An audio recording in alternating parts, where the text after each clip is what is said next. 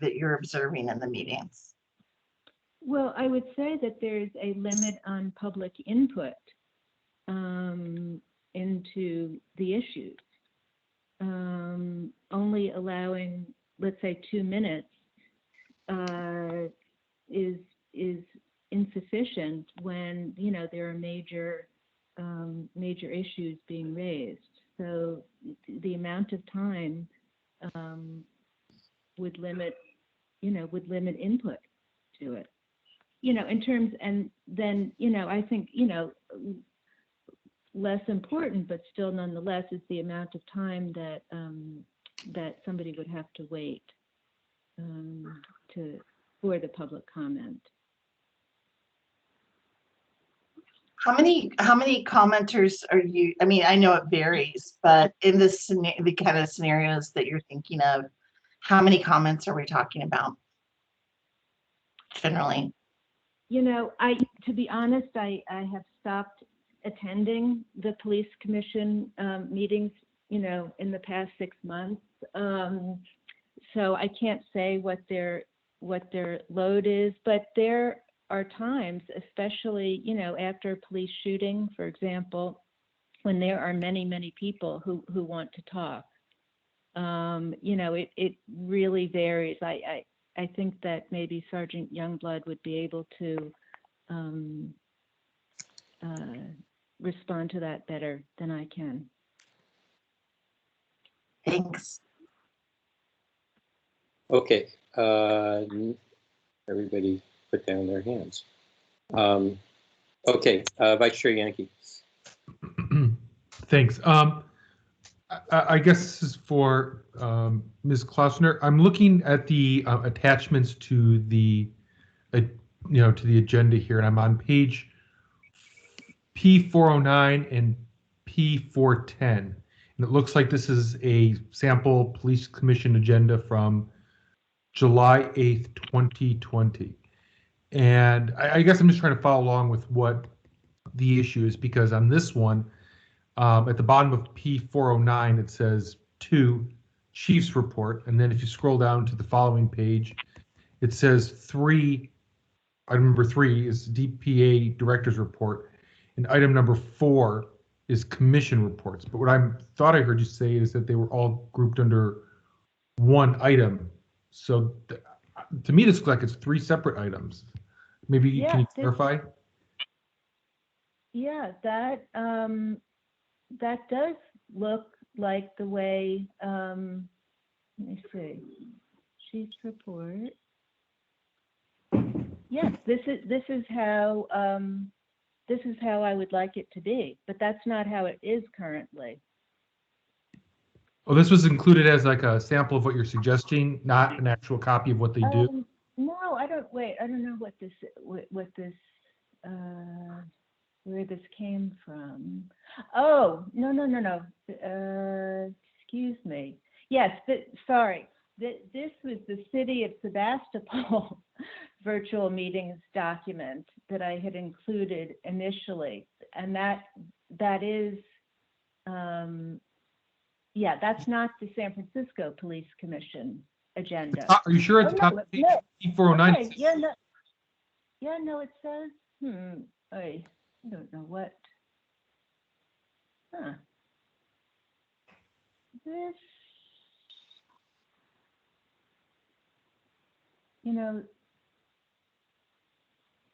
I wonder whether this was something that I put together. But no, the end result is that that's not how it's done now. Okay, so that's not how it really is. Yeah, that is not how it's done now. I sent something to Ms. Leger actually on Friday, so I think it did not get into the packet. But I took out, I cut and paste from the July. Let's see, what is it? Ms. Klausner, your most recent submission is at the back of the packet. It goes from earliest date to the latest date. Yeah, I don't. But did you include the one that I sent in on Friday morning? because I may not technically, have, I may have, yeah, because I think it was supposed to have been in, I noticed, Thursday at 5. Thursday and night. Yeah. Yeah, at 5, and I Liz, did I not think- get it in, I honestly, until Friday morning, can but we- I can think we- you should still have it. Okay, Pardon me, is it at P439? I'm just trying to find what you may have submitted. Ms. Klausner, is this how you're seeing them on the agenda now? If you scroll to page P439? Wait, let me get that.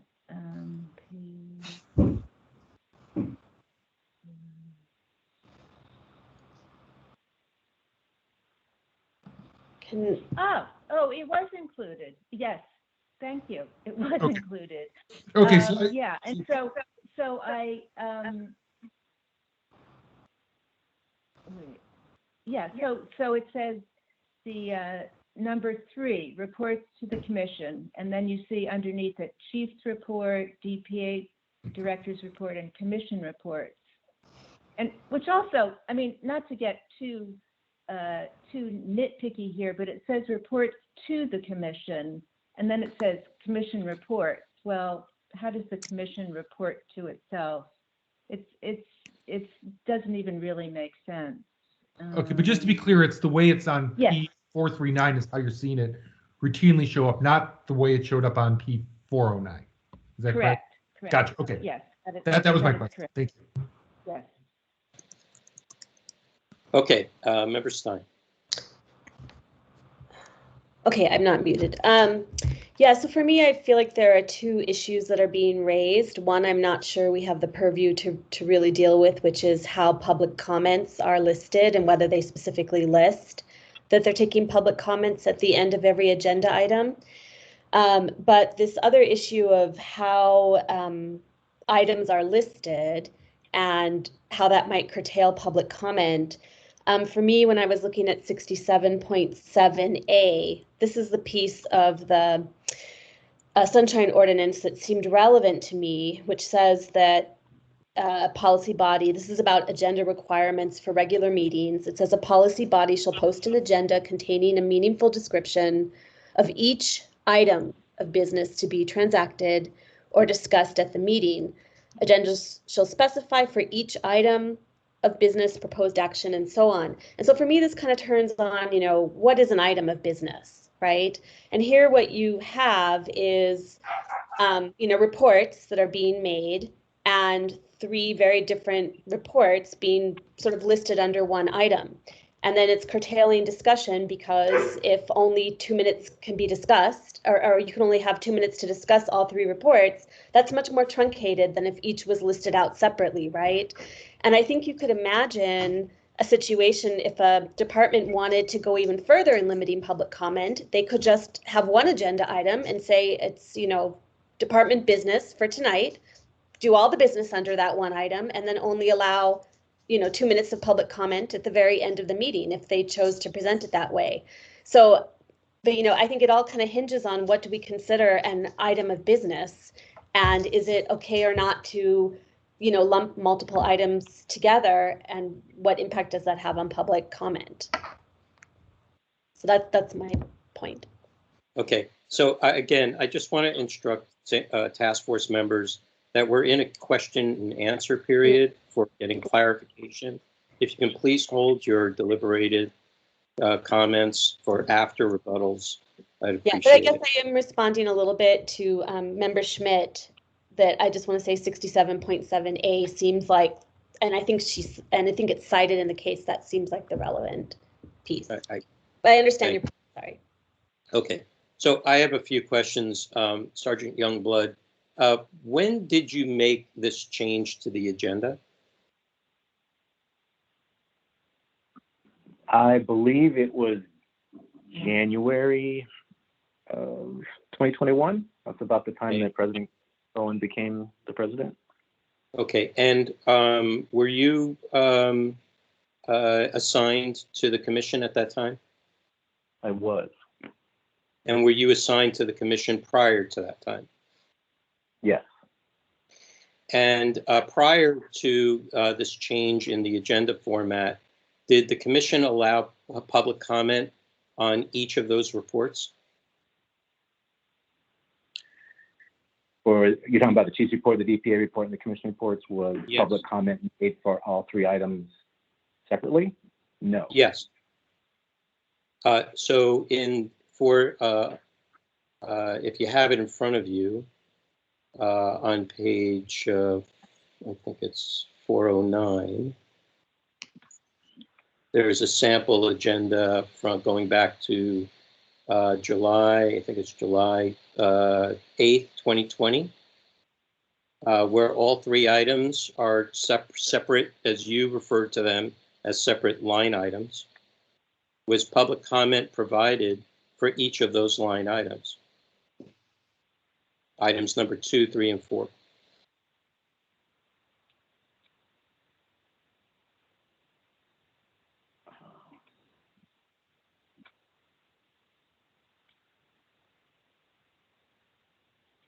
Yeah.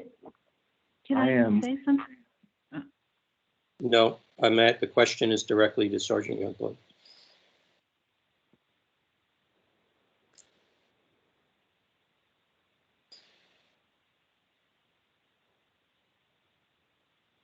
I don't know. I'm sorry, do you not understand my question? I understand your question. I am not sure. I'm sorry, I didn't hear that comment, sorry.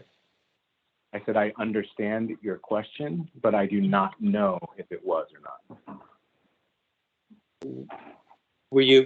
How about any meeting prior to January? You just testified that the change in the agenda happened in January when the new president was installed. Obviously, the agendas appeared as they do in this sample prior to that January. You were present at all those other meetings. Was there public comment for each of those items? Your particular item that you're referring to is July of 2020. I'm not exactly No, all of July 2020. I'm not gonna play this game with you. Okay. I'm using that as a sample.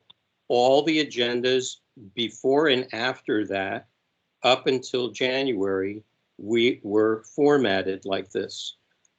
If you were present at any of those meetings, I'm using this just as an example. I can if you want, I can address it for December, November, October, whatever meeting you want.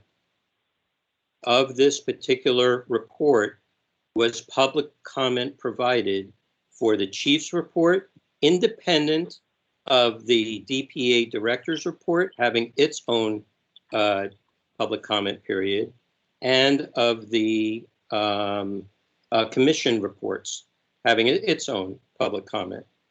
Is that how it operated at that time?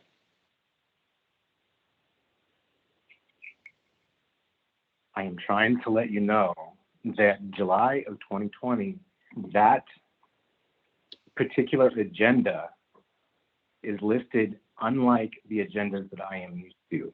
When we do the chief's report, we have those three items. No, public comment is not made for the chief's report, DPA's report, and the commission's report. That is one line item for one public comment.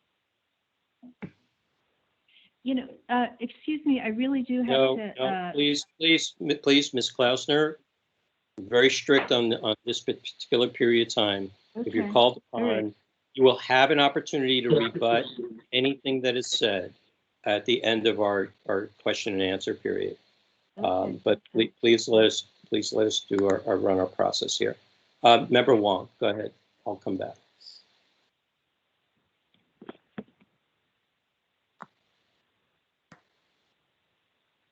Member Wong? No? Okay. Hey, sorry, I clicked on the wrong button. I just wanted to make a quick comment on the July 8th, 2020 snippet from the Police Commission agenda that's included in our packet. I don't think it actually matches the agenda from the Police Commission that day.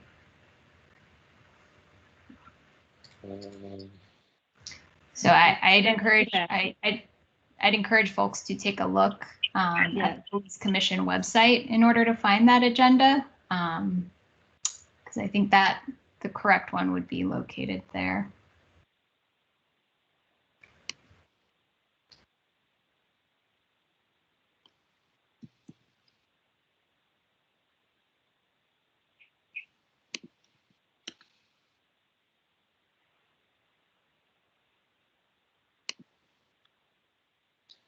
Yeah, so the way I see it there, okay. Right, it's under, there's a line item that says report. So I'm not understanding, Ms. Klausner? Yes, this is what I think we had, Sergeant Youngblood was put in a very awkward position just now because that, as was pointed out, that was not the actual agenda. I think what this 409 thing was, this was, and it should have been marked as this, but it wasn't, and that is obviously my omission, but this was how we wanted it to be. So I don't understand. You edited an agenda? Yeah, well, I downloaded the agenda and then I revised it in a way that how we wanted to see it. And if that comes across as devious, it was not meant to be. I assume, let's see, in my Well, it comes across as original- confusing because the statement Right. across the top says consistent with Executive Order N 2920. And I mean, it's a very official looking, and it's Yeah, I not know. part of And the yes, sample. and yes, I agree, and it should have said, revised by me. Okay. So yeah, and I'm looking to see. Hopefully, I indicated that in my very long Okay. letter. All right. Sergeant Youngblood, I apologize for that directness. Members, if you go to page 407, you'll see at the top, it says City of Sebastopol virtual meetings document. And if you continue to scroll down, 408 has a lot of instruction. And then 409 has Police Commission agenda. Okay, and then it says San Francisco Police Commission agenda. And then it says watch San Francisco cable channel. So Ms. Klausner, you changed all of that? I just changed the numbering. Well, it says San Francisco Police Commission, and then it says watch on San Francisco cable channel 26. It's misleading. Right. If this is what you presented. I'm going back to my original memo. So just a moment. I mean, there is the agenda. That agenda has correct items in it. So the consent calendar, request of Chief of Police for approval to accept gifts of $3 $15 Starbucks gift cards and $10 Lou's Cafe sandwiches, so on and so forth. That, the items that are in it are correct. I just am I'm not sure what yours had submitted here, what's what.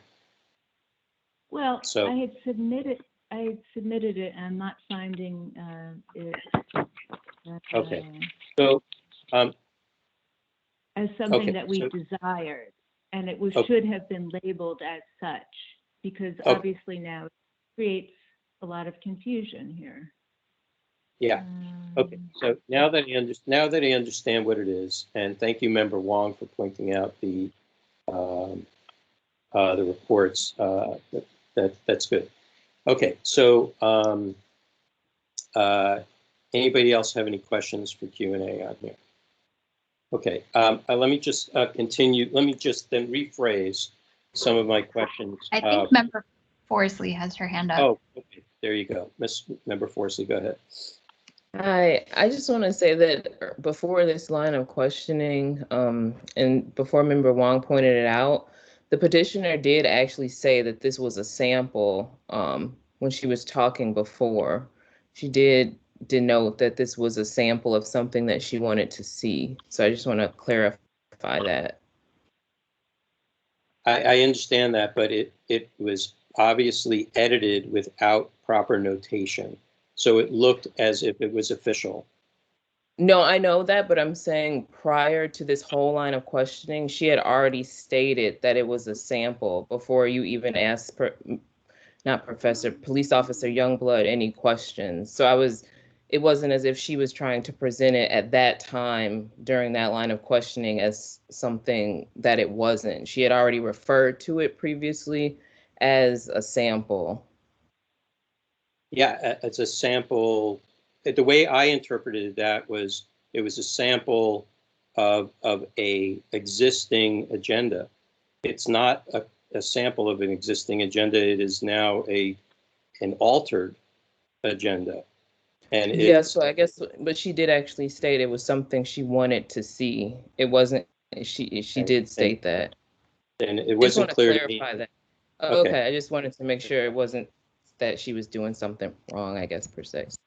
Well, it's making adjustments on an official agenda is not necessarily a good idea to do without some explicit notation of the edits that you make. Because otherwise, when I look at this and I say, oh, here's somebody's providing an example of an agenda that they're claiming is having a problem, then I'm looking at this and I'm saying, well, where's the problem? This looks okay the way it is, and it's not. No, agree. I agree with that. I'm just saying she had already stated that. All right, so let me get back to some questioning on Sergeant Youngblood. Then your regular, obviously your regular format is you have in your words a line item, and it's on. I'm looking on the July 8th, 2020 agenda, the same one. That there is a line item number 2. It's marked as discussion. Sub A is the chief's report. A sub B is a director's report, a DPA or director's report, and then sub C is the commissioner's report. Then there is within that president's report and general commissioner's reports. Is that correct? Is that the correct way it's formatted currently? Correct. Okay, great. And you provide, and in those meetings, how did you provide public comment for this particular section prior to January 1st? At the end of that line item. That would be after the commission report. So after commission announcements and scheduling of items? Yes. Okay, so you only allow one comment period for that whole number 2 item? Correct. And is that how, in your experience, that's the way it's always been? It was like that with the previous secretary and the secretary before that. Okay, thank you. All right, I have no other questions.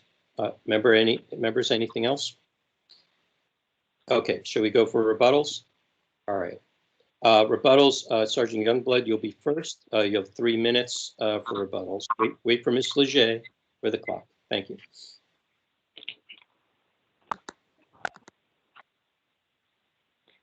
Sergeant Youngblood, are you ready? Yes, ma'am.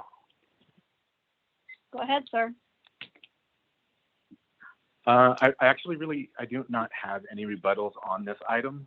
As far as everything that I have stated is basically everything there is. I would like to say one quick thing and thank Mimi Klausner for her public service and making sure that everything with the police commission and the public.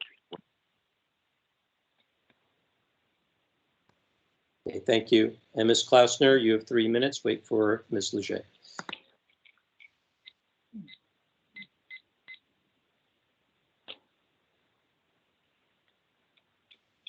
Are you ready, ma'am? Yeah. Go ahead. Yeah. Firstly, I want to say I feel horrible about that.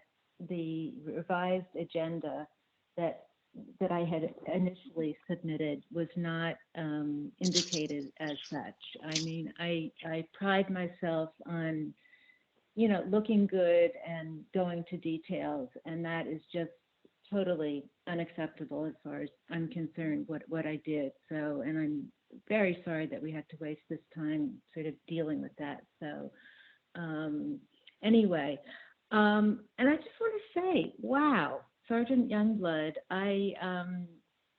I've never heard a public servant say anything like that. And I just also want to say that I have felt in all of this, and, you know, it can get, you know, kind of ugly, and people get, you know, in their positions and, you know, don't talk to each other. They talk at each other. I have always felt your respect, and I have too respected you, even though I have a lot of problems with how the police, you know, department is run. I have always felt you to be an honorable person, and I have always appreciated your sense of respect to both to me and to the other members of the public. And so, yeah.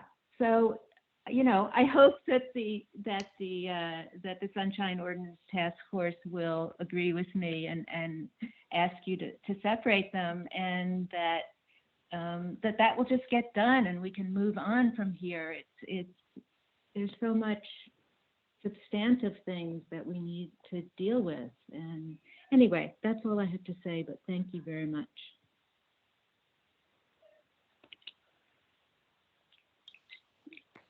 Thank you. I have one additional kind of more selfish question for Sergeant Youngblood. Are you aware of the email that I sent you on August 12th, 2020 at 3:47 p.m.? I am only aware of it when I saw it in the packet that was attached to the agenda, but I never received that email. I believe I sent it directly to your email address. But okay, I'll discuss. I'm going to discuss it now. Members, we're now in our deliberation area. We can debate the merits. I just want to start off by saying that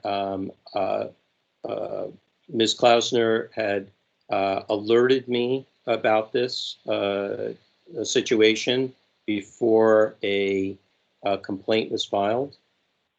And I have from time to time, when I am either observing commission meetings that I decide to watch or what have you, or actively reviewing commission meetings to see how they're doing, whether they're doing things correctly or not, or running smooth meetings and allowing the public their opportunity. I noticed, based upon Ms. Klausner's alerting me, that the agenda is as shown, that Member Wong referred us to, and how Sergeant Youngblood is explaining it. That there's a single line item called, well, I'll use it, it's an agenda item called Reports to the Commission. It specifically says discussion, okay? It does not say discussion and action, even though the very last bullet says action, and it's not clear if in the description that Sergeant Youngblood is describing this as all one item, agenda item, then it would, the way that it's written here would show that action would apply for all of them. It's not necessarily an important factor, because Administration Code 67.7A, with the Sunshine Ordinance, is pretty specific, as Member Stein had started to alert us earlier, that the agendas are supposed to provide meaningful, and I'm quoting, meaningful description of each item of business to be transacted or discussed at the meeting. So it's either an action item or a discussion item. Doesn't matter. It's not general Robert's rules in a private nonprofit or board of directors of big company that uses Robert's rules where it's, you know, public comment. There's comment only for quote unquote action items. Items of discussion in some of those venues do not allow comment on discussions. But what's more concerning to me is that each one of these items, the chief's report is independent of the DPA director's report, which is independent of the commission reports. And frankly, independent of it within that section, the president's report and the individual commissioners' reports are independent. Each one of those is required public comment. That is something that is held everywhere that I've known. I haven't checked every single agenda for every meeting body in the city, but for the ones that I have reviewed, I've never seen this before, and to disallow public comment for each one. The ordinance does allow for the body to limit the time per item on the agenda, and in addition, allow a limit of the time that each person can speak, but it has to be the same for every person. It has to be equitable. Can't have one person for 2 minutes on one item, and then in another item it's 1 minute for that other item. It has to be equitable and uniform throughout the meeting. So I'll stop there on that point. Member Wong.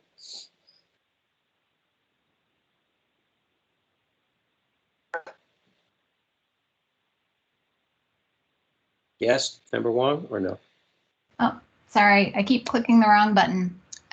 Yeah, so as I mentioned before, I've attended several police commission meetings over the last couple of years, and this has been a consistent complaint by several observers of the meeting, in the fact that there are just so many items grouped under one agenda item. So, you know, taking a look at that actual July 8th, 2020 agenda, you can see that there's A, B, C, and D all grouped under agenda item 2. And that's a whole lot of items, and each A, B, C, and D each have, you know, their own bullet points also. And though I will say the coverage has improved since July 2020, they still are covering, you know, several bullet points and several different types of items under one agenda item.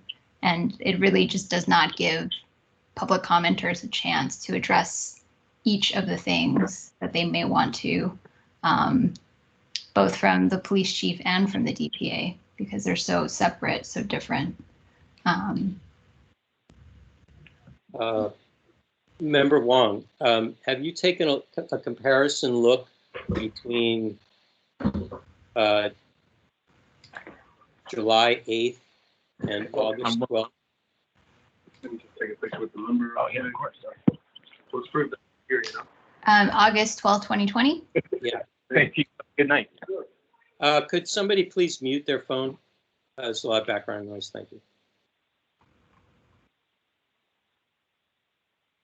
So just for everyone else who may not be pulling this up, and for those that are on the phone, In the July 8th, 2020 agenda, it denotes item number 2, reports to the commission, and then A, chief's report with a number of bullet items underneath it, and then B, DPA director's report with bullet items, and then C, commission reports with bullet items, and then D.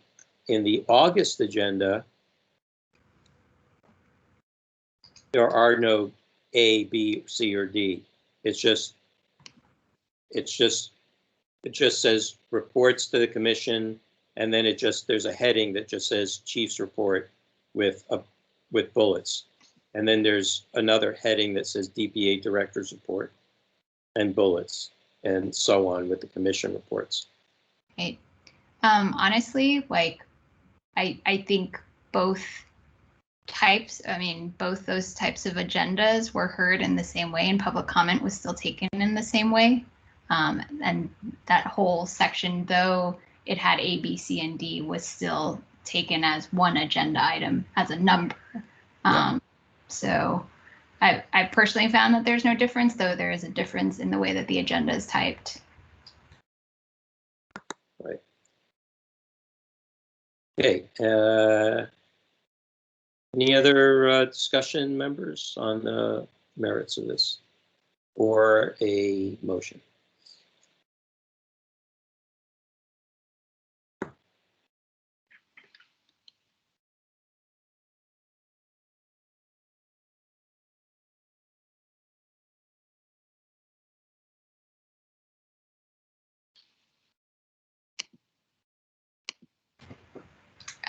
This is Member Wong. I will make a motion to find a violation of 67.7 for grouping several agenda items into one, I believe, and I'm just double checking on that section.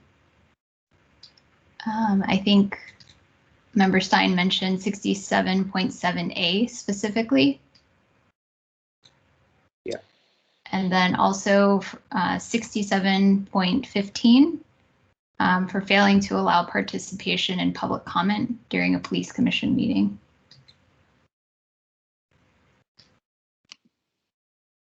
Okay, is there a second? I second that motion. Who is that? Member Padmanabhan. Member Padmanabhan. So moved by Member Wong, second by Member Padmanabhan. Member Wong, can you elaborate a little more on 6715? Sure. Taking a look right now. I asked that because the police commission did provide an opportunity for the public to comment. So I'm wondering if you might want to elaborate on your motion on that. Yes. I'm trying to see if there's a subsection that makes sense specifically for not allowing enough public testimony for each agenda item.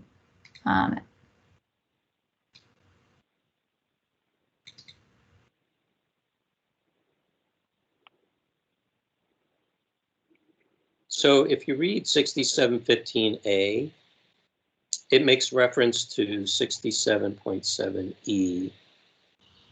Let's see what that says. Notwithstanding, policy body may take action on items not appearing on the posted agenda. No, that's not applicable. So I would say if you're going to do 6715, that it says every agenda for regular meetings. Okay, and if you go to 67.7A, it describes how a regular meeting agenda is supposed to be crafted.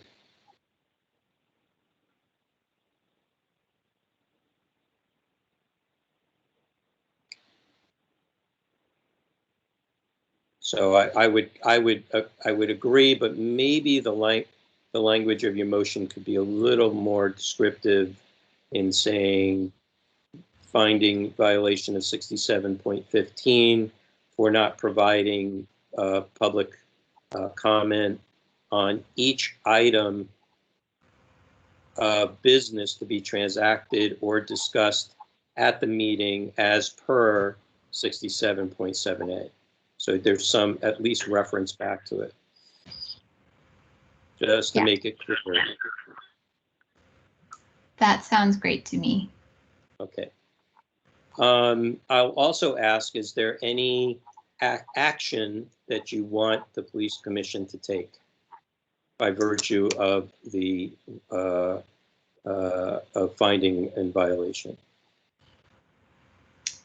Yes, I would say that I would like the police commission to split. I'm hearing an echo again. Yeah, I'm hearing it too. I heard it when Bruce was speaking.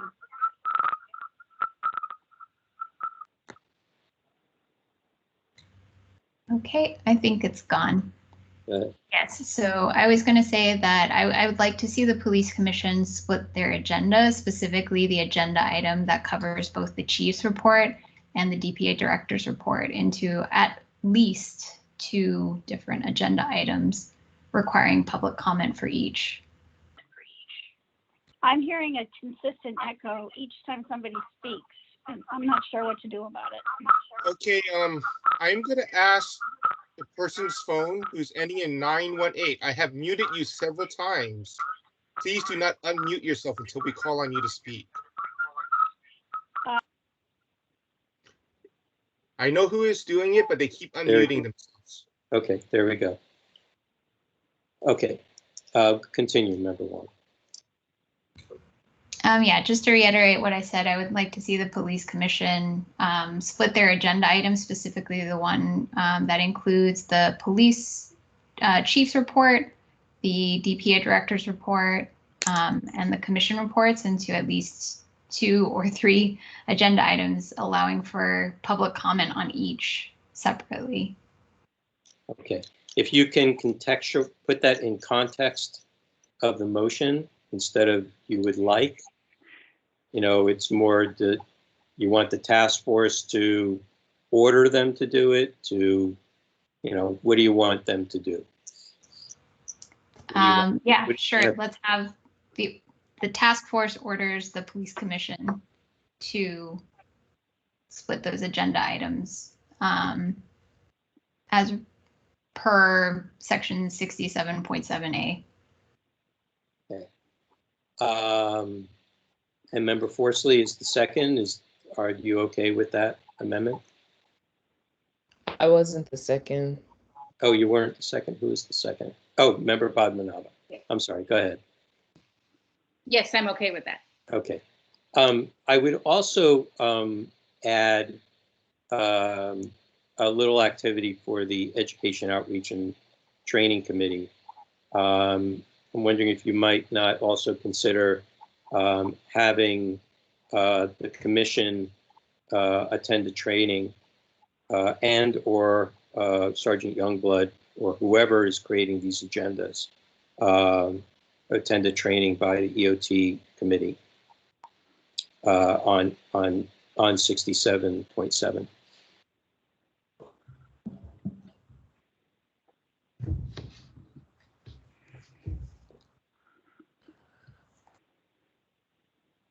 Member Wong, you're on mute. Sure. Should that be a separate motion at this point, or should we just tack it on? It's up to you. If you and the second feel uncomfortable about taking it as a friendly amendment, I'm happy to make a second motion. I guess I might have some hesitation. Do we have a full complement on that particular committee yet? Yes, we do. Okay. Then in that case, I would accept that amendment. Member Padmanabhan, did you take that as a friendly amendment? Yes. Okay, great. So let's review the motion. Victor? Thank you. Yes. Okay, so let's review the motion. The motion is to find a violation of 67.7A and 67.7A for not separating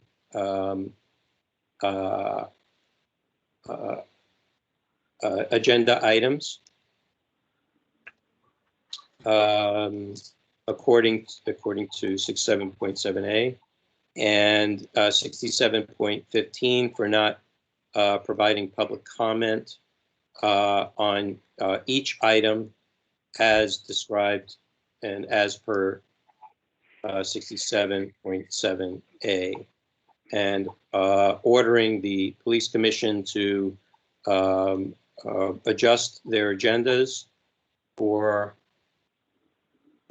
each of these items as independent agenda items, allowing public comment for each item, and for the police commission and or the secretary or clerk of the commission, because it may change, to attend a training on 67.7 with the Education Outreach and Training Committee at their pleasure. Does that sound okay? All right. Any further debate or discussion on the motion? Bruce, I'm having the worst time hearing you. I'm hearing an echo. I'm hearing comments repeated, and I'm not sure I got the motion correct. Okay, so Victor, can you drop that call, please? That's a disruption of our meeting, ejecting that person from the meeting. Just drop the call. I have disabled their mic. Okay, thank you. Okay. Do you need me to repeat that?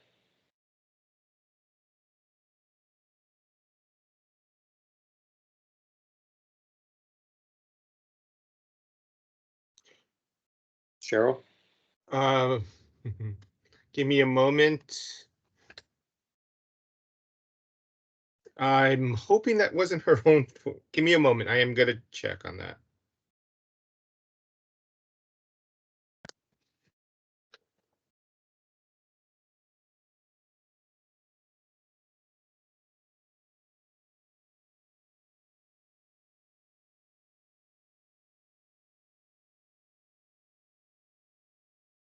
Yeah, I think that's her.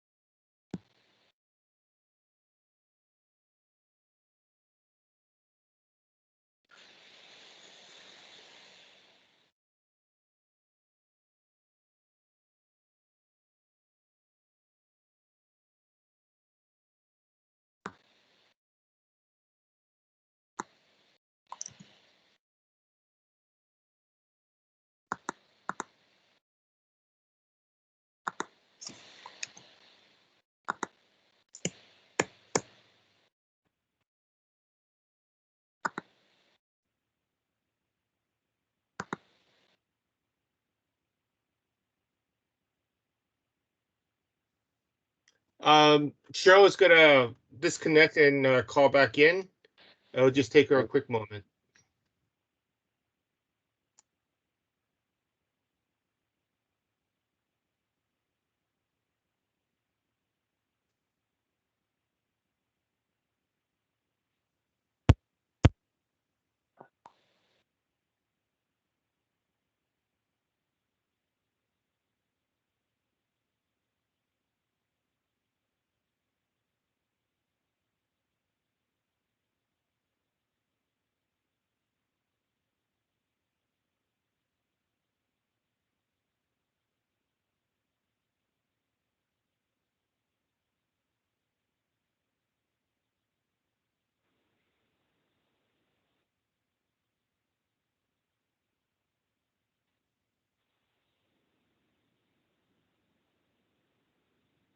Can you hear me now?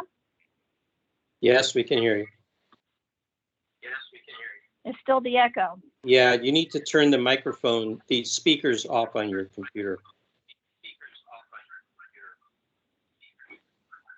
It's the computer that's showing it.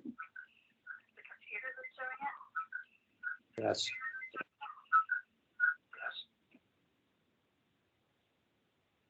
Well, Now that's it's weird. fine. There you go. Okay, so do you have the wording of the? No, I don't, because I couldn't hear it. So Okay. moved by member Wong, second by member Padmanabhan, to find a violation of 67.7 for grouping several agenda items into one. 67.7A. That was 67.7A. The first part. 67.7A. Oh, 7A for the first one? Yes, for the first part. Several items into one. And for failing to separate agenda items. And for not allowing public comment. And ordering the police commission to adjust their agendas for each of these items as independent agenda items, allowing public comment for each item, and for the police commission to attend a training on 67.7 with the Education Outreach and Training Committee. And that's as far as I got because I couldn't hear anymore. Okay, so two things. One is on the part about public comment. That was also a violation of 67.15, 1-5.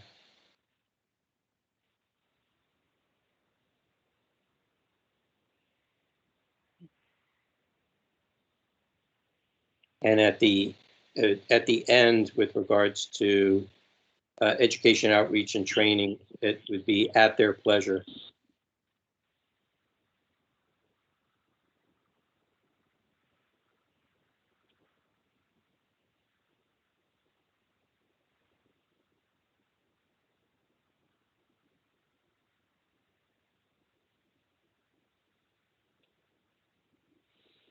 Okay. Okay. I don't think members have any other debate or comment on this. Let's open it up for public comment. Please, public comment on the motion. Thank you. Yes, and anonymous Hand it over voter, to you, Ms. Sujay. Sullivan. I hear two public commenters. Do we have others?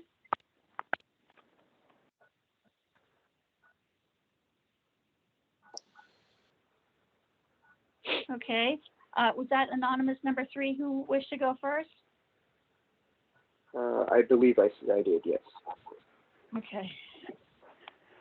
This is Patrick. I would also like to provide public comment. All right.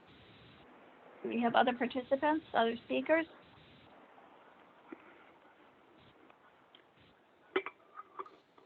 Okay, we will start with anonymous number 3. Are you ready, sir? I am. Go ahead. Thank you very much. So first, a meta comment. I'm not certain the task force has an authority to order someone to change their agendas. And I'm not saying I disagree with it. I'm just saying if you do that and you don't actually have that authority, and I don't personally see it in the Sunshine Ordinance, they could have an avenue to challenge the order of determination. In the past, when you found something other than disclosure information, you find the violation, you send it to compliance, and if they haven't done what would be the legal alternative to the illegal thing they were doing, then you say it's a willful non-compliance. Just something to consider. Now, as to the actual violation, I think it's always about going back to the time the complaint was filed. It's what you've always told me. And at that time, they weren't just combining these different reports. They were combining, as I think they told you, the presentations, which are topic specific, and these generic reports. And for that reason alone, I think you can find the violation, even if some of you agree or disagree whether or not it's appropriate to combine 3 different reports. At the time of this complaint, I believe the police commission admits this, they were combining presentations and reports into this single line item. And I believe somewhere after this complaint was filed, they then changed it to at least split out the presentations. And to me, that looks like an admission that you can't put all of these things together, even for some of you who maybe don't think it's a violation to combine multiple reports under one report heading. And so for that reason, you definitely should find these violations and see what they do at compliance if you do believe these were violations.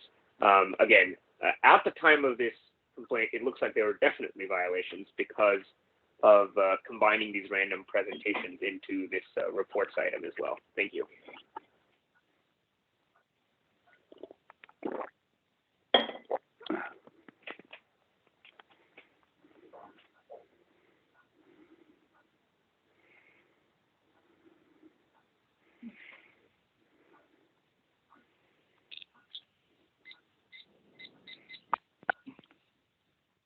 Mr. Sullivan, did you say you wanted to speak? Yes.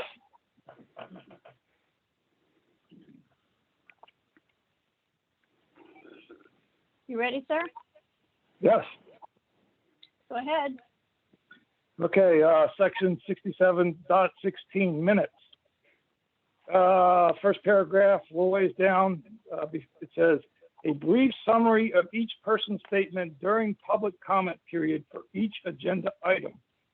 So that implies that for each agenda item, there's a public comment. And the agenda item, I disagree. I mean, if you look at the Brown Act, it basically is the same thing as the as what you're citing up here, 6715. The agenda is used with the first word, and then each item is like something that is separate, so that it can be changed from before. So each report is an item, and you can put it in one agenda item, but each of those, I mean, it doesn't matter how you number it. If it's a different thing that's an opportunity, the public should be able to address it. And the fact that it has agenda item in 6716, the minutes, it could easily just be each item. That's reasonable. All right, thank you for your time.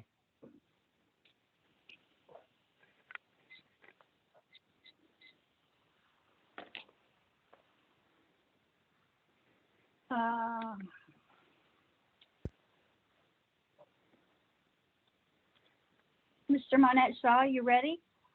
Yes. Can you hear me, Peter Warfield? Mr. Warfield, hang on a moment. Sure. There was a problem. I couldn't be heard at all. All right, you will be after Mr. Monette Shaw, okay? Thank you. Thank you. Mr. Monette Shaw, I'm going to restart your time. Thank you. I'm Patrick Manette Shaw. I agree with the last speaker that you should construe this broadly by just considering that each item needs public comment, regardless of how it's listed on the agenda. And I appreciate Ms. Klausner for bringing this complaint forward.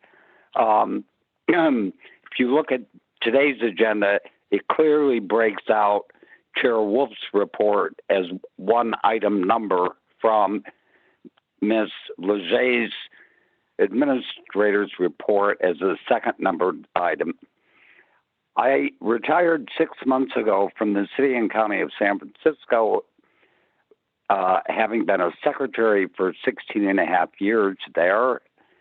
And with all due respect to Sergeant Youngblood, given the fact that the mayor and the chief of police just a week and a half ago was saying that they are now 400 officers short, I would like to mention that Mr. Youngblood was paid $190,000 in the year that just ended on June 30th.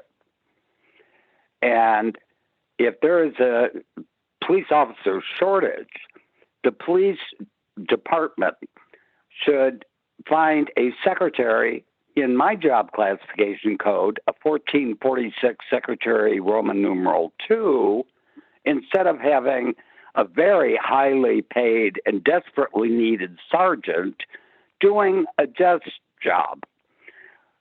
With that said, I support the motion.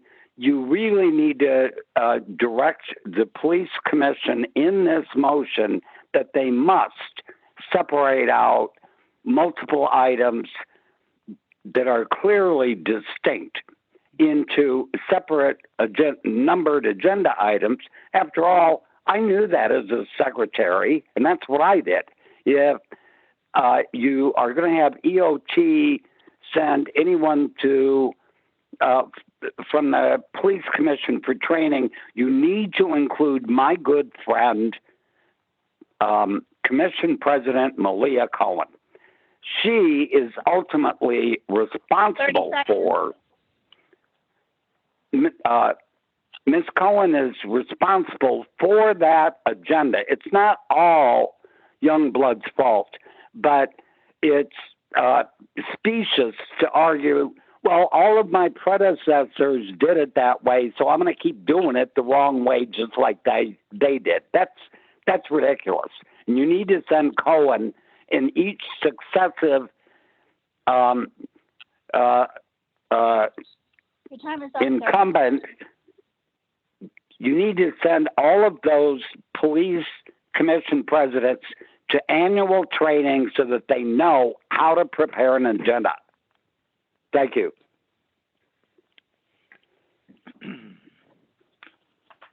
Mr. Warfield, you ready?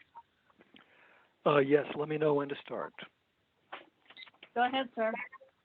Thank you, Peter Warfield, Executive Director of Library Users Association, Library Users 2004 at yahoo.com, and PO Box 170544, San Francisco, California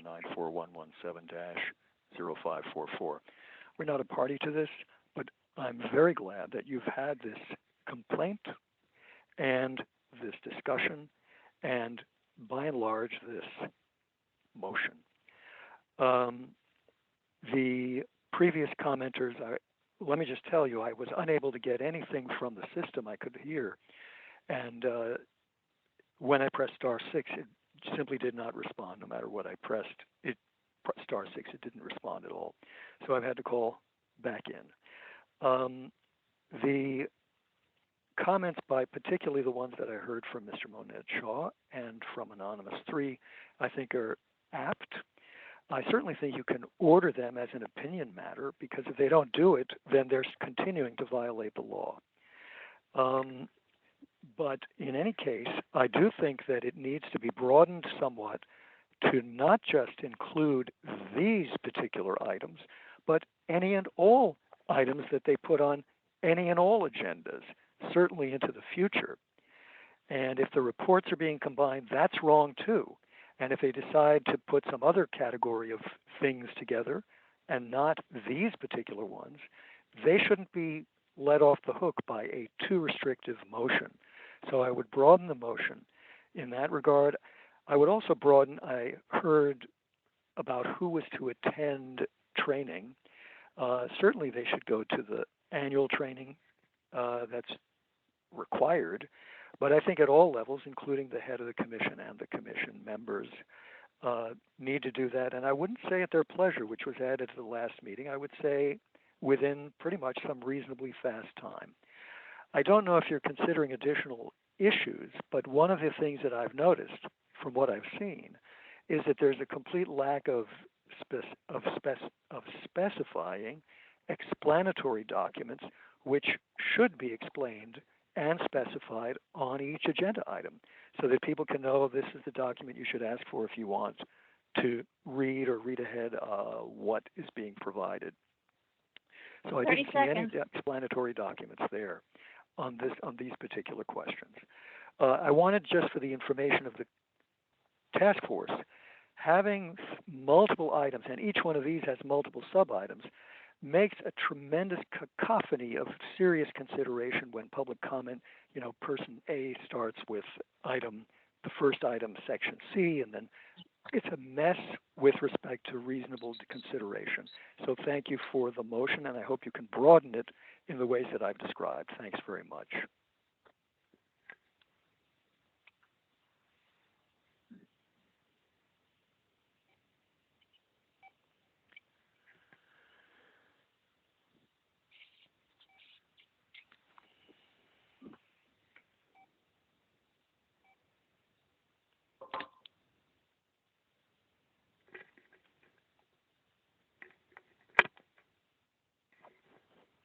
Do we have further public commenters?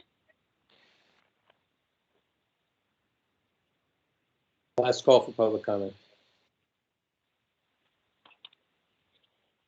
Okay, members, I want to pay a little heed to the one of the public commenters regarding our authority to compel a change. The public meetings part of the ordinance does not provide us with that authority in the same way that 67.20 et sequitur does with regards to public records disclosure. So what I would say, though, is that under 6730C,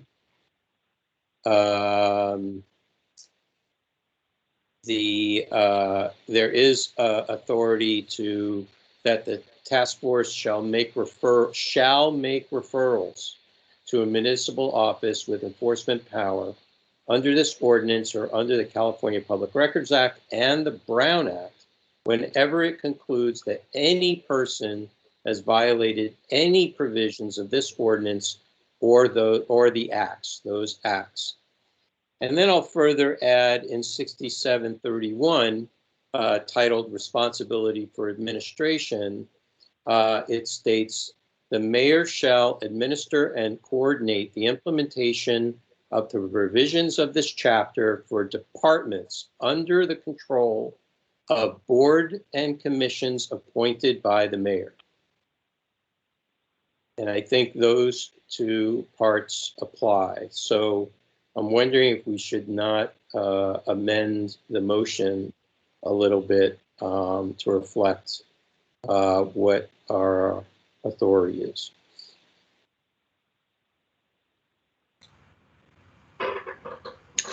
This is Member Wong. I think it makes sense to make that amendment. I would also like to make an amendment to remove the specific details around the agenda items that I pointed out related to the chief's report and the DPA's report, and just change it to every agenda item. Okay, so why don't you word it as an amendment, please? The piece about our authority or the piece about? Well, any of the amendments that you want to make. Right. Sure. So specifically with the violation of 67.7A, I want to say, or actually, sorry, this is the part regarding our enforcement. So let me make a parliamentary suggestion. Why don't you amend make an amendment to substitute, and then just reword the whole thing, and we'll take it as a substitution of the original motion. So that way you're not having to, deal with a jigsaw puzzle. Sure. And it'll help our administrator. Okay. Jen, would you like me to read what I have so that you can think about it for a second? Yeah, I think that could be helpful. All right. This is what I have, and I hope I got it right.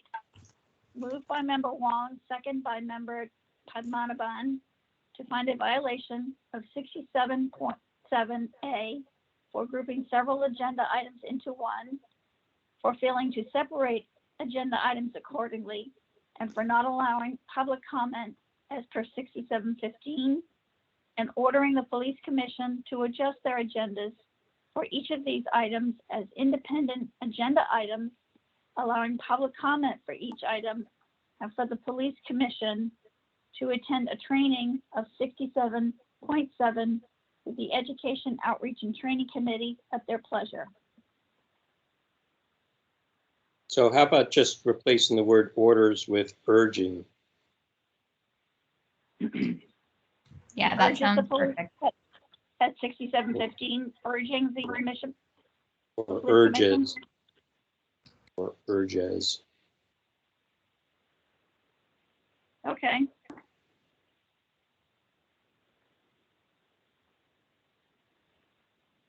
Okay, and if I can add to this amendment that under, well, the question, okay, why don't we do that? We'll discuss the other items separately. Okay. So I think it's okay just to, I mean, it need to go through a whole process of amendment process just for one word. But considering we've already taken public comment, we've heard it all, we're making an amendment, then let's do that. Let's Member Wong, if I can suggest that we make a motion to amend the motion to replace the word orders with urges.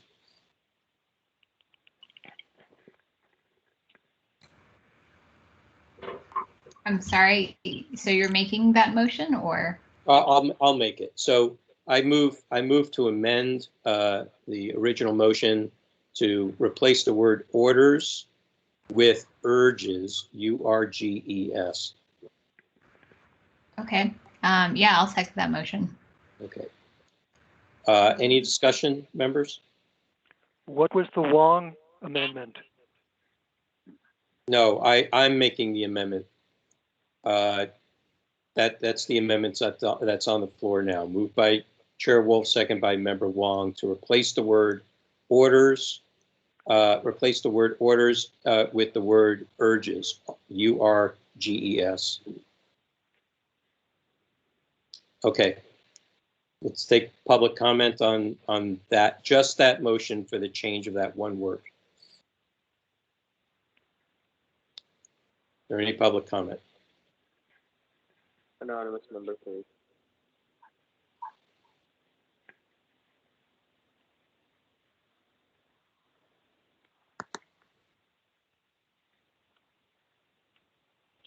Mrs. J?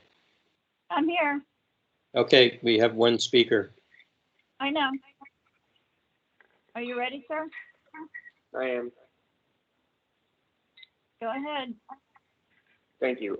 Yes, I agree with this, but I thought that the Member Wong had also suggested another amendment. So I'm not sure if you're doing a second motion for that amendment to more generalize the issue, or you missed it in this one. But somehow I would urge you to do what Member Wong, the other part of what Member Wong said, would be reflected by other people in the public comment about making the not only saying the violation has to do with these specific reports. Thank you. And Peter Warfield, Library Users Association, can you hear me for public comment? Yep, we can hear you. Just a moment.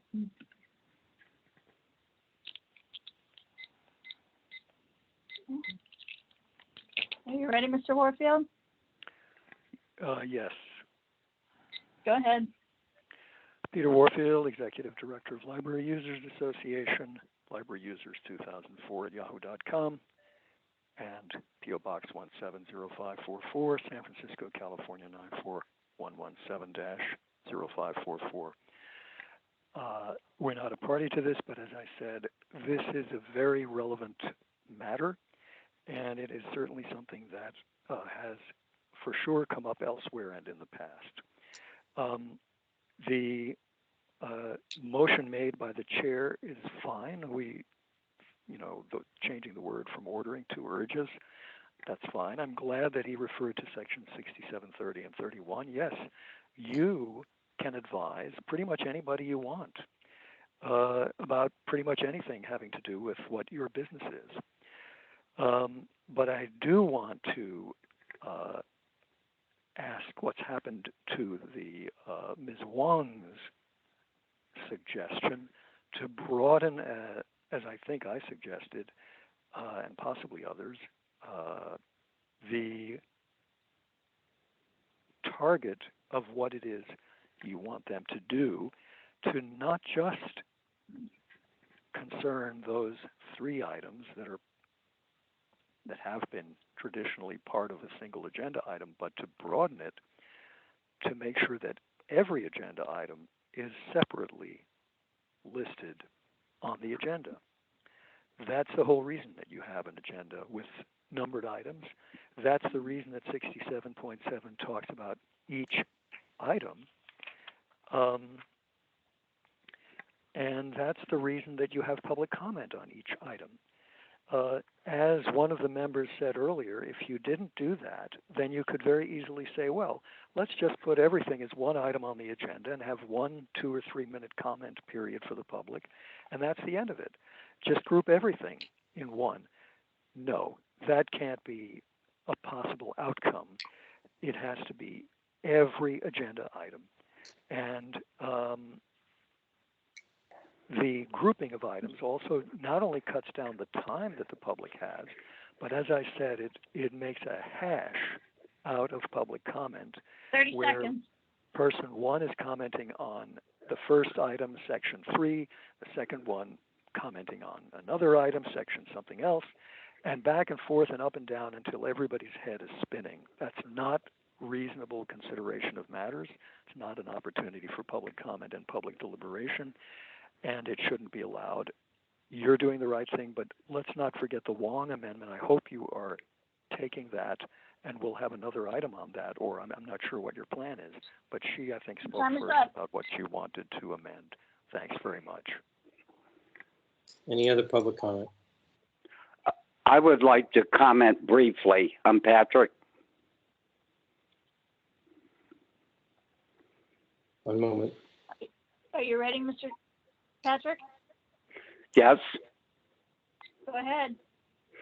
I hate to make you guys consider an amendment to the current motion on the floor, but I think you need to add a date certain clause directing the police commission to do this immediately or by September or something. This has to stop, and you need to tell them when they need to stop doing this. Thank you. Last call for public comment. Okay, public comments closed. Member Wong. Yeah, I just wanted to quickly address the first 2 public commenters regarding my amendment. I did not make an amendment because what our administrator, Ms. Leger, read as my motion actually is already generalized, and so I've left it as is. Okay, we ready for a vote? Hearing no objection, please call the roll. Member Wong? Can you not Is hear this, me? yeah, is this the motion on the agenda, on the amendment though? Motion on the amendment. Yes, amendment, yes. So shouldn't, Member Wong? you call Chair Wolf first? It's, As the I All right. made the motion.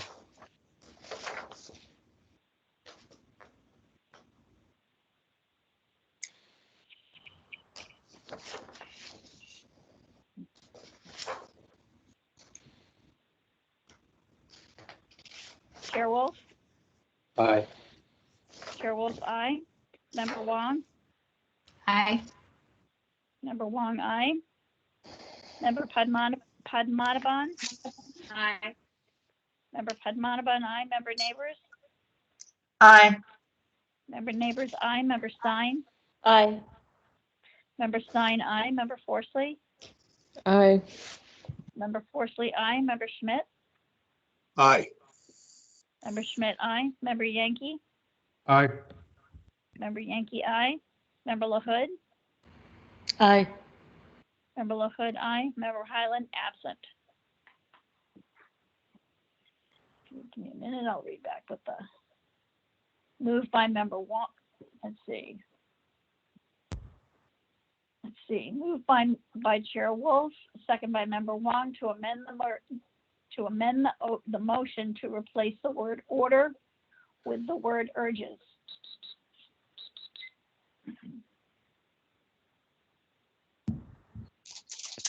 Did it pass? Yeah, yes, it did. Thank you. Please read the motion now with the amendment. Order change. Yes. Moved by Member Wong, second by Member Padmanabhan to find a violation of 67.7A for grouping several agenda items into one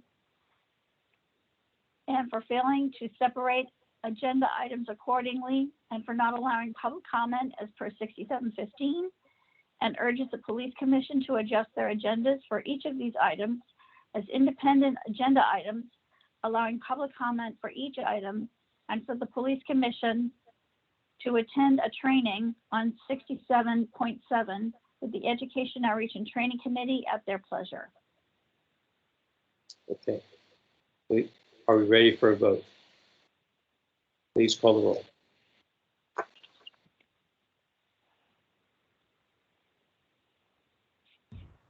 Member Wong? Aye. Member Wong, aye.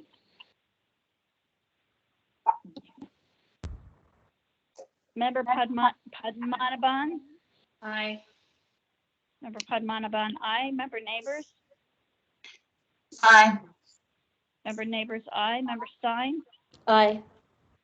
Member Stein, aye. Member Forsley? Aye. Member Forsley, aye. Member Schmidt? Aye. Member Schmidt, aye. Member Yankee? Aye. Member Yankee, aye. Member LaHood? Aye. Member LaHood, aye. Member Highland, absent. Chair Wolf? Aye. Chair Wolf, aye. The motion passes. Okay, thank you. So on these two other points around 6730C and 6731, is there any interest in sending a communication to the mayor reminding them that of their responsibilities with regards to this?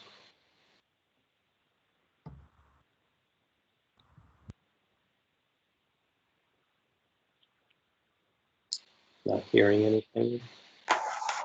Maybe I just ask if there's not any interest, then I'm not going to make a motion. No. Okay. And let's move to the next item.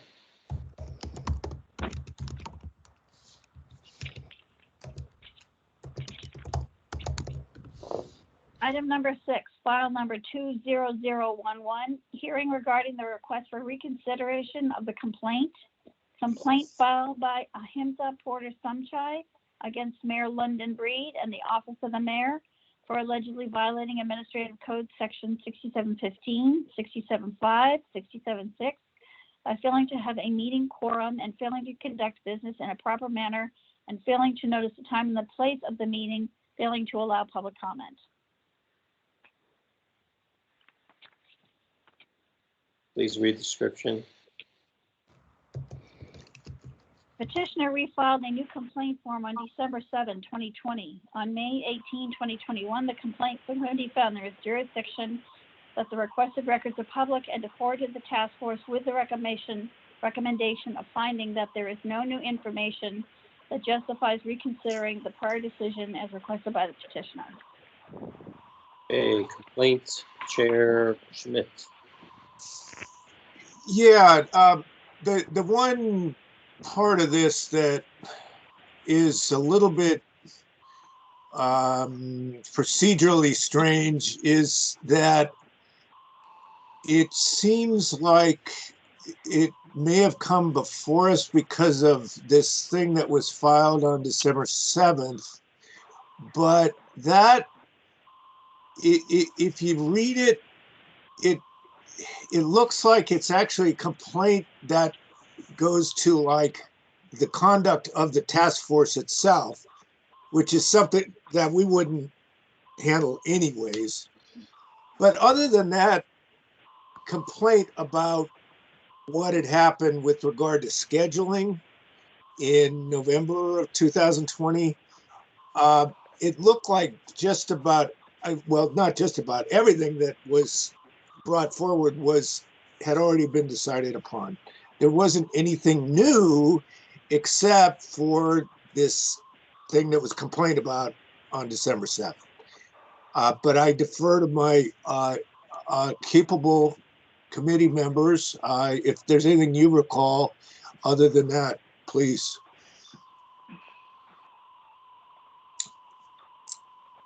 I wanted to just clarify, this is the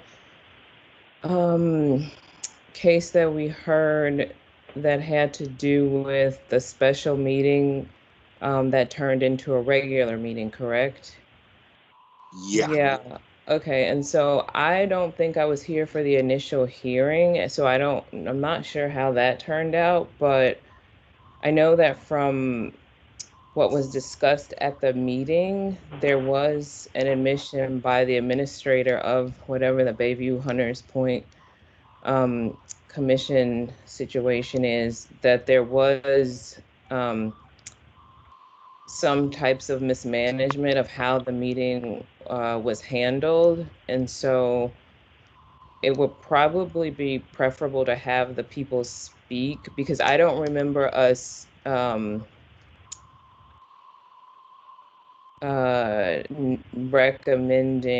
not recommending reconsideration, because as I remember it, there was an issue with how the meeting was handled and the fact that it was called as a special meeting, but then during the meeting, regular committee items were voted on.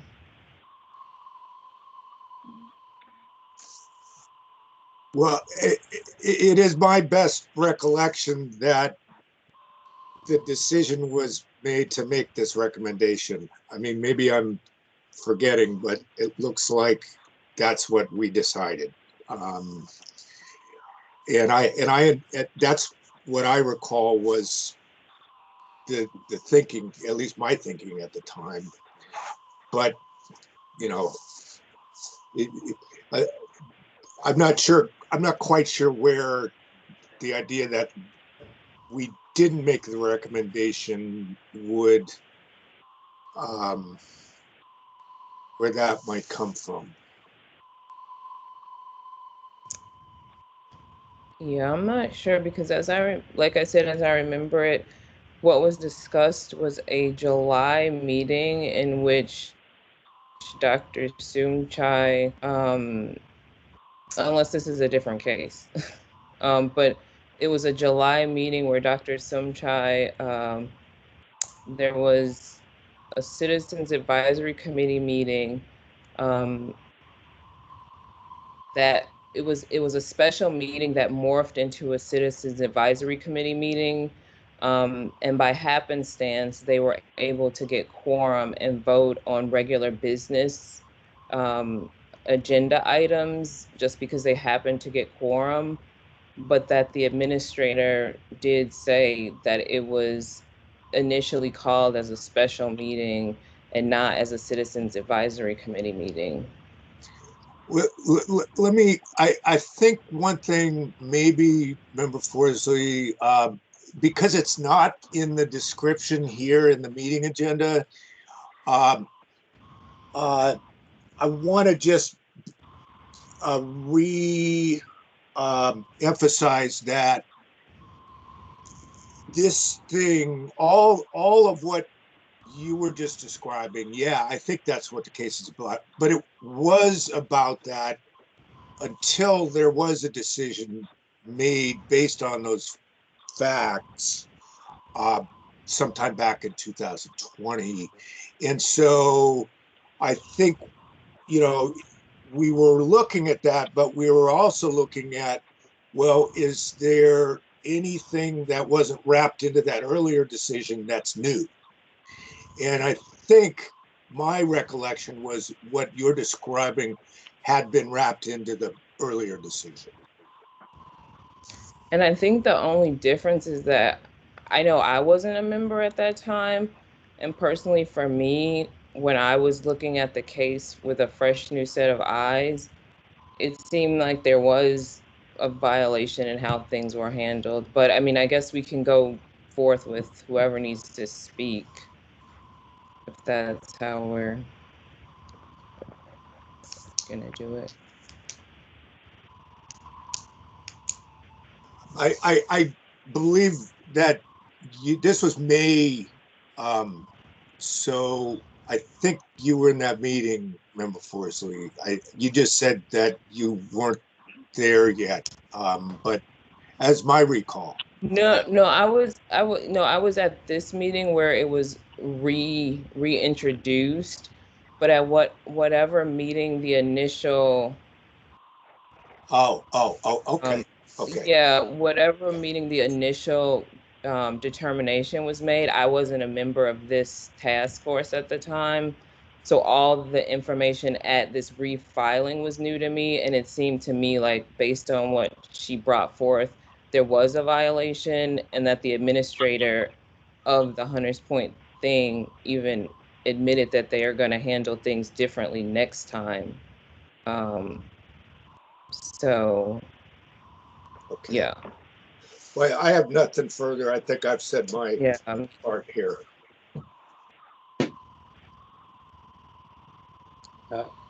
Okay. Are we ready to start our process? Okay. I just have a quick question regarding this. I had a communication with Dr. Porter Sumchai on November 25th, 2020. And this was in regards to a earlier message I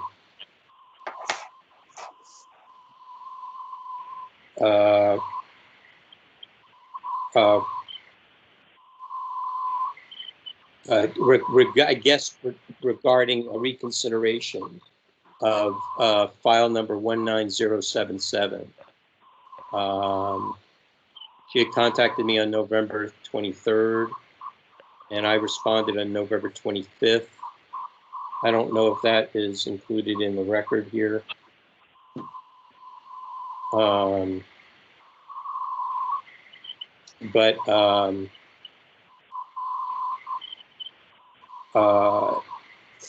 It was basically I had, and I don't recall this. I'm trying to read from previous messages. I basically stated that I was made aware of the activity that removed the complaint from the Compliance and Amendments Committee. And then I stated, as per our complaint procedure rule for continuances, you should have been offered the opportunity to allow or disallow the request for the continuance by the respondent.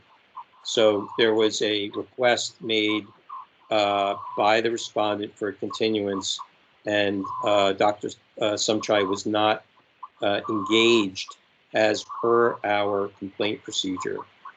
And then I go on to say, to that end, the complaint committee will hold a special meeting at 3:30 p.m. on Wednesday, December 2nd, which was the very next meeting coming up, before the full Sunshine Ordinance Task Force meeting in December, to hear your case for the purposes of approving that the records are and or the issue is public, that's within our jurisdiction, and to collect any or obtain any clarifications or any additional records to assure a complete and informative file for the full task force. So I from what I recall about this, that originally it was assigned to compliance and amendments for jurisdiction.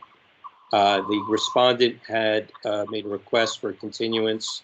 The continuance was somehow granted without the engaging Dr. Sumchai, which is required under our complaint procedure. So I made an executive decision to immediately reschedule this for the next meeting. Now, I don't know if or what. I don't know if or why, there was another file number that was 19077. There was a request for that to be thrown out. I don't know if is that applicable to this particular complaint? In my opinion, everything in 20011 is an effort to reconsider what happened in 19077. Okay. And yet the only thing that seemed to be asserted as a new fact was this fact that there was a complaint filed in that period of time you're talking about because of the scheduling snafu. But all the underlying facts from 2011, it was my thought, and that's why I think I probably brought the motion, I'm not sure, but that's why I thought there's nothing here to reconsider on everything that had already been alleged in 19077, because all the meetings here that are the subject, they go way back a couple of years, like 2.5 years ago. It's the same meetings that are being discussed now that had already been ruled upon by this task force. Yeah, but then that would exceed the period of time for reconsideration. Okay. So I mean, was the interest of the complainant to re-adjudicate 19077? That's what I thought. It looked like it was. No, that's not correct information. Okay, then can we get some clarification from you, Dr. Sumchai? Yes. Because I think it's a little confusing here. File number 20011 was not a request for reconsideration of the decision in file number 19077. File number 19077 focused solely on a hearing held on July 17th, 2019. File number 20011 focused specifically on two meetings held on January 27, 2020 and January 28, 2020, and they included a new complaint in which I documented in an email that I had been denied an opportunity to provide public comment that was relative to the topic. Let me begin by saying my name is Dr. Ahimsa Porter Sunchai. Dr. Sunchai, I'll give you an Yeah. opportunity for your open testimony as per our regular process. We're just trying to get clarity as to Sure. Yes, no, file number 20011 was not a hearing for reconsideration of the complaint in 19077. There was one element of 19077 that the full task force did not rule on, that I asked you to reconsider in light of new evidence, and that is the issue of the quorum. There was not a quorum present of the three committee members when the meeting started at 6:39. No, we cannot listen to the merits of the case outside of the complaint procedure. It's unfair to the other. Okay, I guess I'm not understanding what's going on, but I do know that you are discussing information that's not correct. We are trying to ascertain what file 2011 is about. Is that a reconsideration or is it a brand new complaint? It is a brand new complaint that specifically identified public comment violations in a meeting held on January 27th, 2020. I sent you an email documenting the chair's decision that I couldn't present relevant information, but in 20011, because of a independent whistleblower complaint and investigation against your decision, I did ask you to readdress the quorum issue because in your decision you didn't address the quorum issue, and that was a fundamental element of the complaint that I filed on July 18th.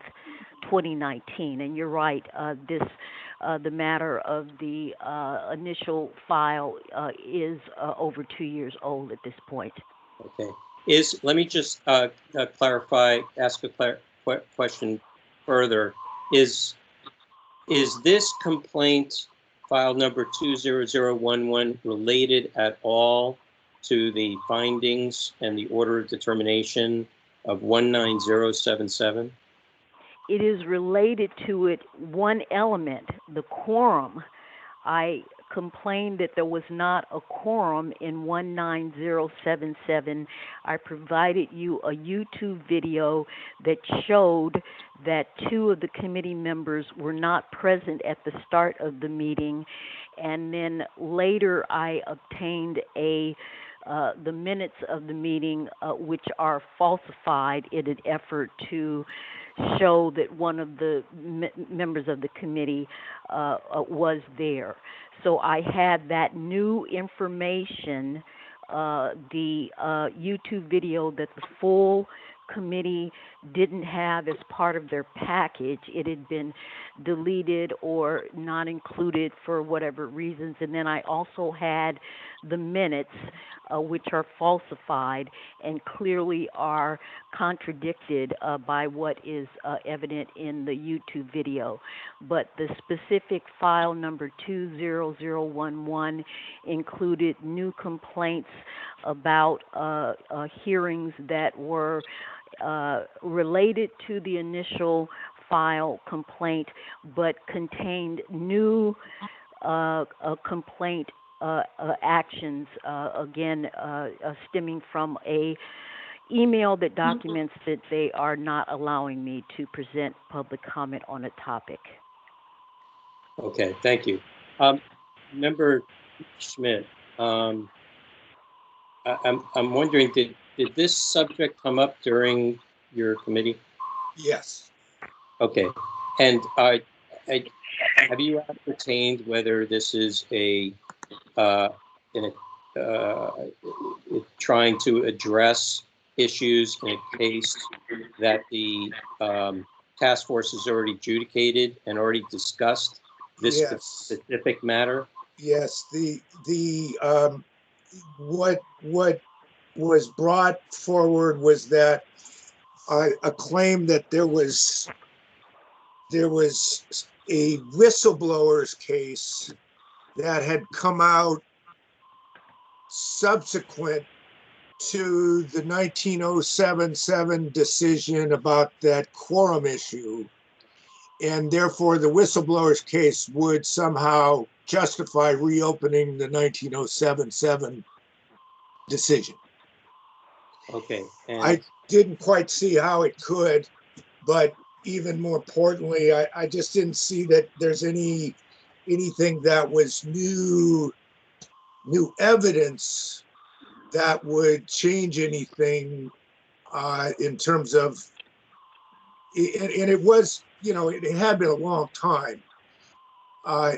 Essentially, it was attempt to go back. It all stems from this quorum issue. Okay. Way back in July 19, I guess. Okay, so a little due diligence here.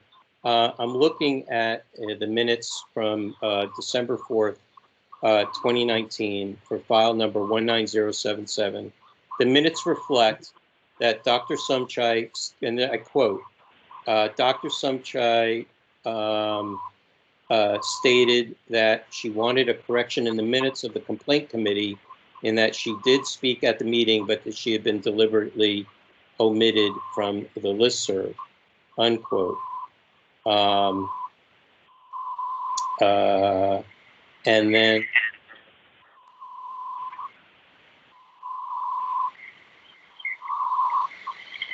the meeting of January 27, 2020 is when I was denied public comment. The meeting of July 17, 2019, that is when I was not served with a meeting notice, despite the fact that I had received them in the past and I had been a speaker at this meeting on January, in January of that year. Okay. That was the issue, but the quorum was the fundamental issue, the lack of a quorum, and a YouTube video that I submitted to you at that time that showed the absence of 2 committee members that didn't go to the full body. Okay, I don't want to get into the merits. I'm just trying to get our bearings here as to whether we are re-adjudicating an old case or whether we are hearing something new. So you're saying that this is in relation to a 2020 meeting, correct? Yes, and there was no decision made about file number 20011 and its specific information about the 2 meetings. So the statement that you make that there's no new information that justifies reconsidering the prior decision as requested by the petitioner is not valid because there was no decision made in file number 20011 about the specific meetings, including the January 27, 2020 meeting in which I sent you an email in which Micah Fobbs says that I cannot present public comment on a topic that was relevant. Okay, to well, the that's meeting. getting into it. That's getting into the merits. Let's hold off for a second. Member Forsley, did you have your hand up? Member Forsley? I did. Well, I actually didn't mean to have it up, but I do want to say that regarding any January 2020 meeting, we only at this the complaint committee meeting, the most recent May 18th one, the only thing that we discussed at that meeting was a July 2019 meeting. So I just want to put that out there. We didn't discuss anything about a January 2020 meeting. Okay. Dr. Sumchai, I think what's throwing a lot of people off is the reflection on 19077 which is not part and parcel to this new complaint 20011. Well, you are making it relevant because you're saying that you have made a recommendation that there's no new information based on the decision from 19077. That's what you're saying here. And what I'm saying is that file number 2011 was not solely focused on the decision there, except for the issue of the quorum.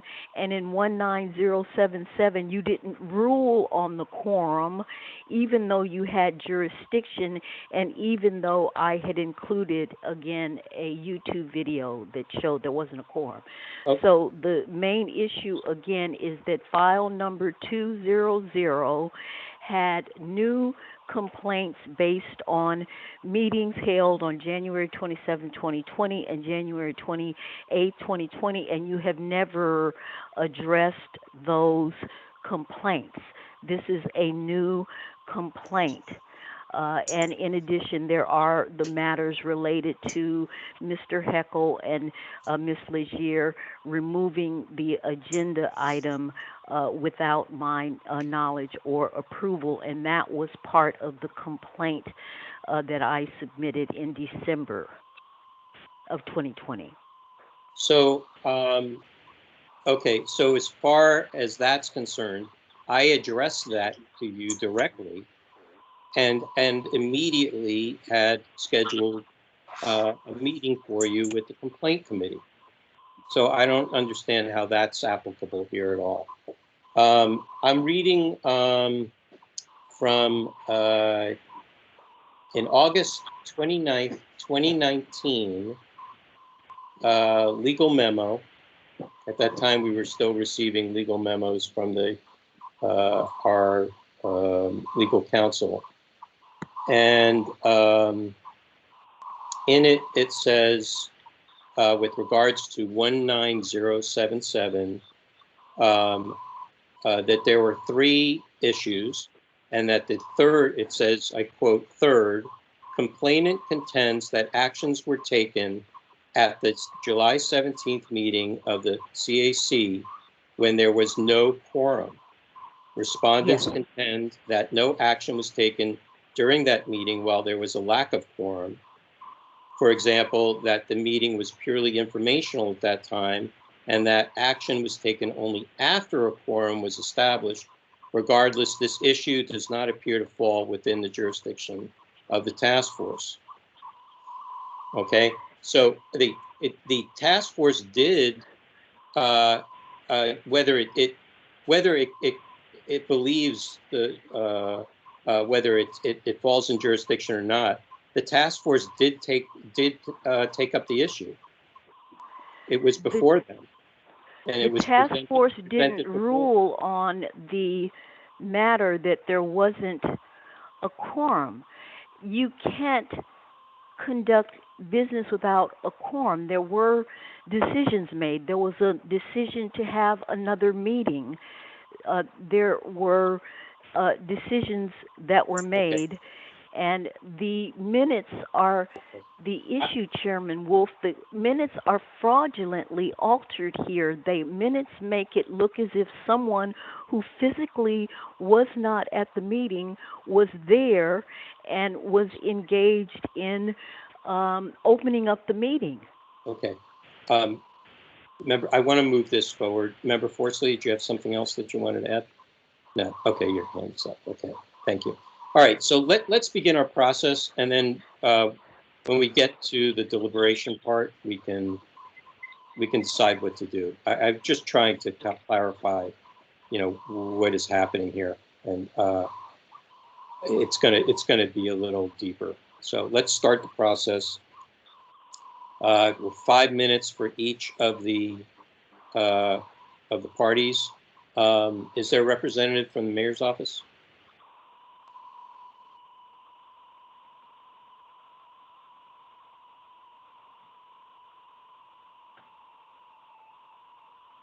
Is there a representative from the mayor's office still present in the meeting? Okay. Not hearing it, maybe they'll show up or unmute when we get to that part of the process. We're going to continue and move this forward. Ms. Leger, you ready with the clock? Sorry, I don't know what happened to Hank, but I'm Elise Vincent. I do represent the Mayor Tennis Point Shipyard Citizens Advisory Committee, so I am here. Oh, perfect. Thank you very much for responding.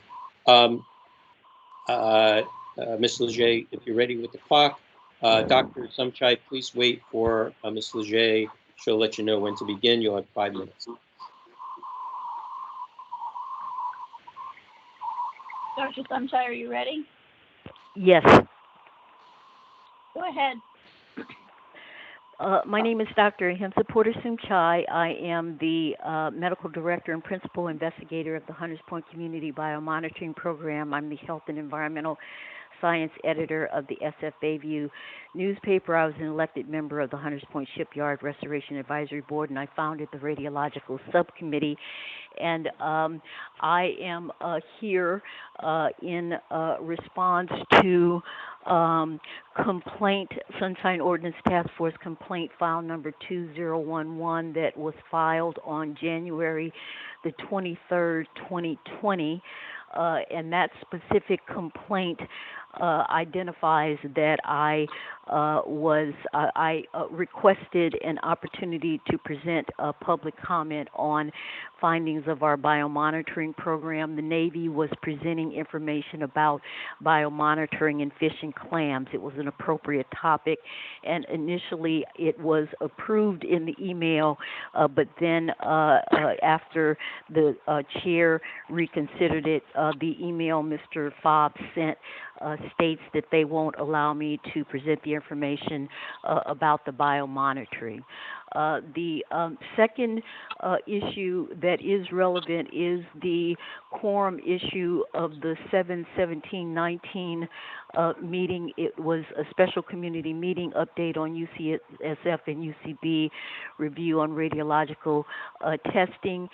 My contention is that I was deliberately excluded and that the meeting was selectively noticed, and my opinion is grounded in a audio tape that I have possession of, in which the keynote speaker of that meeting, John Balmes, admits that Mayor London Breed asked him not to speak to me and other key individuals. The significant point I want to make about that meeting is that it occurred on Wednesday, July 17th at 6:30. I was there early. I was sitting in the front row, and I know the people who attended the meeting. There was a acting chair, Molly Dixon, and there was a committee member, Servio Gomez, but there were two members missing, Deidre Smith and Veronica Honeycutt, at the time that the meeting was called to order. And I obtained a YouTube video of the opening of the meeting that I have shared with you a number of times, that shows that Deidre Smith and Veronica Honeycutt are not there, that Supervisor Walton is taking a place at the table as a substitute. And the testimony of the administrator at the full meeting of the Sunshine Task Force actually was that he admitted that the meeting had started late without a quorum, but a independent whistleblower investigation was conducted as a result of your determination, and as a result of that investigation, I found the minutes, which I have also shared with you, and the minutes clearly identify falsely that Deidre Smith was present at 6:39 when the meeting started. In fact, the minutes dictate and suggest that she actually was involved in moving the minutes of the meeting, or moving the meeting forward. So the the quorum remains an issue, and you do have jurisdiction over the issue of the quorum. And my understanding was that there was not a firm determination made about the issue of the quorum, but there was definitely a business that took place. And the meetings on the 27th 30 seconds. of okay, the meeting on January 27, 2020, I hope that I don't have to send you the email again, but it is an email in which I very politely requested from Mr. Michael Fobbs the opportunity to present the findings of the biomonitoring program. I didn't have to ask his permission, but I was going to include a slide as part of my 3 minutes, and initially I was granted the 3 minutes, and then an email was sent saying that I couldn't present the biomonitoring information. They were censoring the biomonitoring information.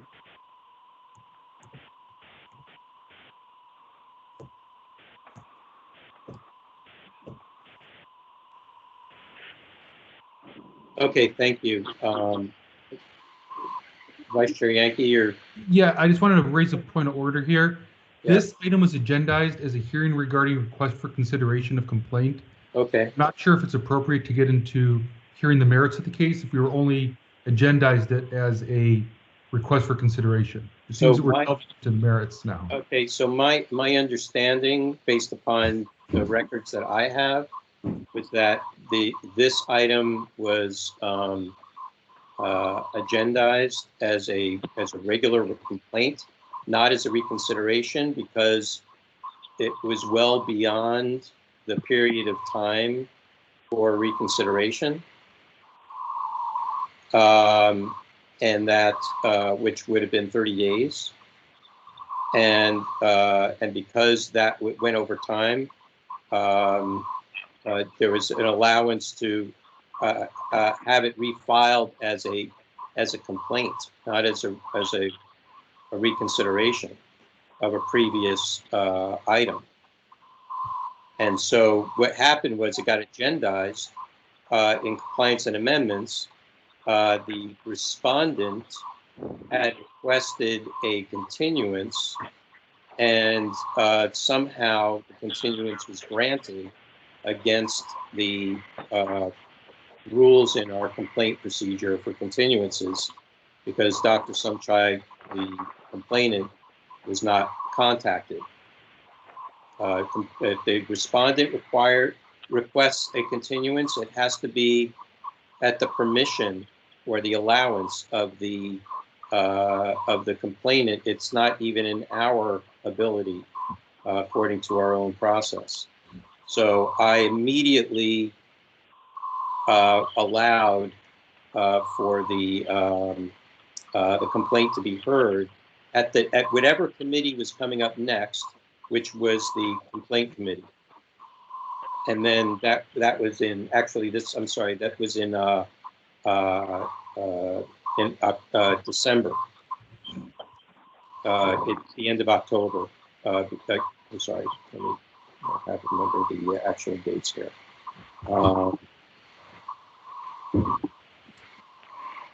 It would have been, I believe it was December the 7th, 2020. That's when it was scheduled, and that's when Mr. Heckel and Ms. Legier agreed to remove it from the agenda without my knowledge or consent. And then it was next heard on May the 18th of this year.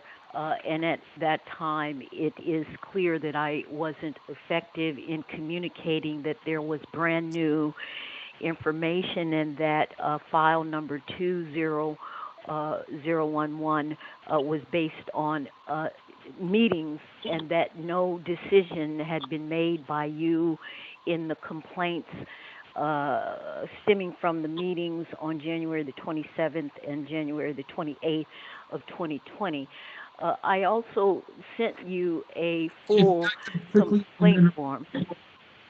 Pardon me, summarized. But that's not my point. Is that on our current agenda, it's listed as item number 6, file number 20011, hearing regarding a request for reconsideration of complaint. That's wrong. Okay, that might be incorrect, but I'm not sure that we have the ability at this point, if this is going to be a full hearing, because there might be members of the public that wanted to come and testify one way or another. If this were on the merits, then they're thinking this is only a reconsideration hearing. So I'm not sure we should continue right now with this if it really is a full new hearing. I'm just not sure that's appropriate at this point, based on what was agendized in our current agenda that we're looking at. Yeah, I'm not actually clear myself at this point without doing a little deeper dive in the chronology of what's going on here. There's no way we can have a reconsideration on a complaint that is more than 30 days after an order of determination was issued. That's our rule. Can I just say that I sent you a complaint form that you should have.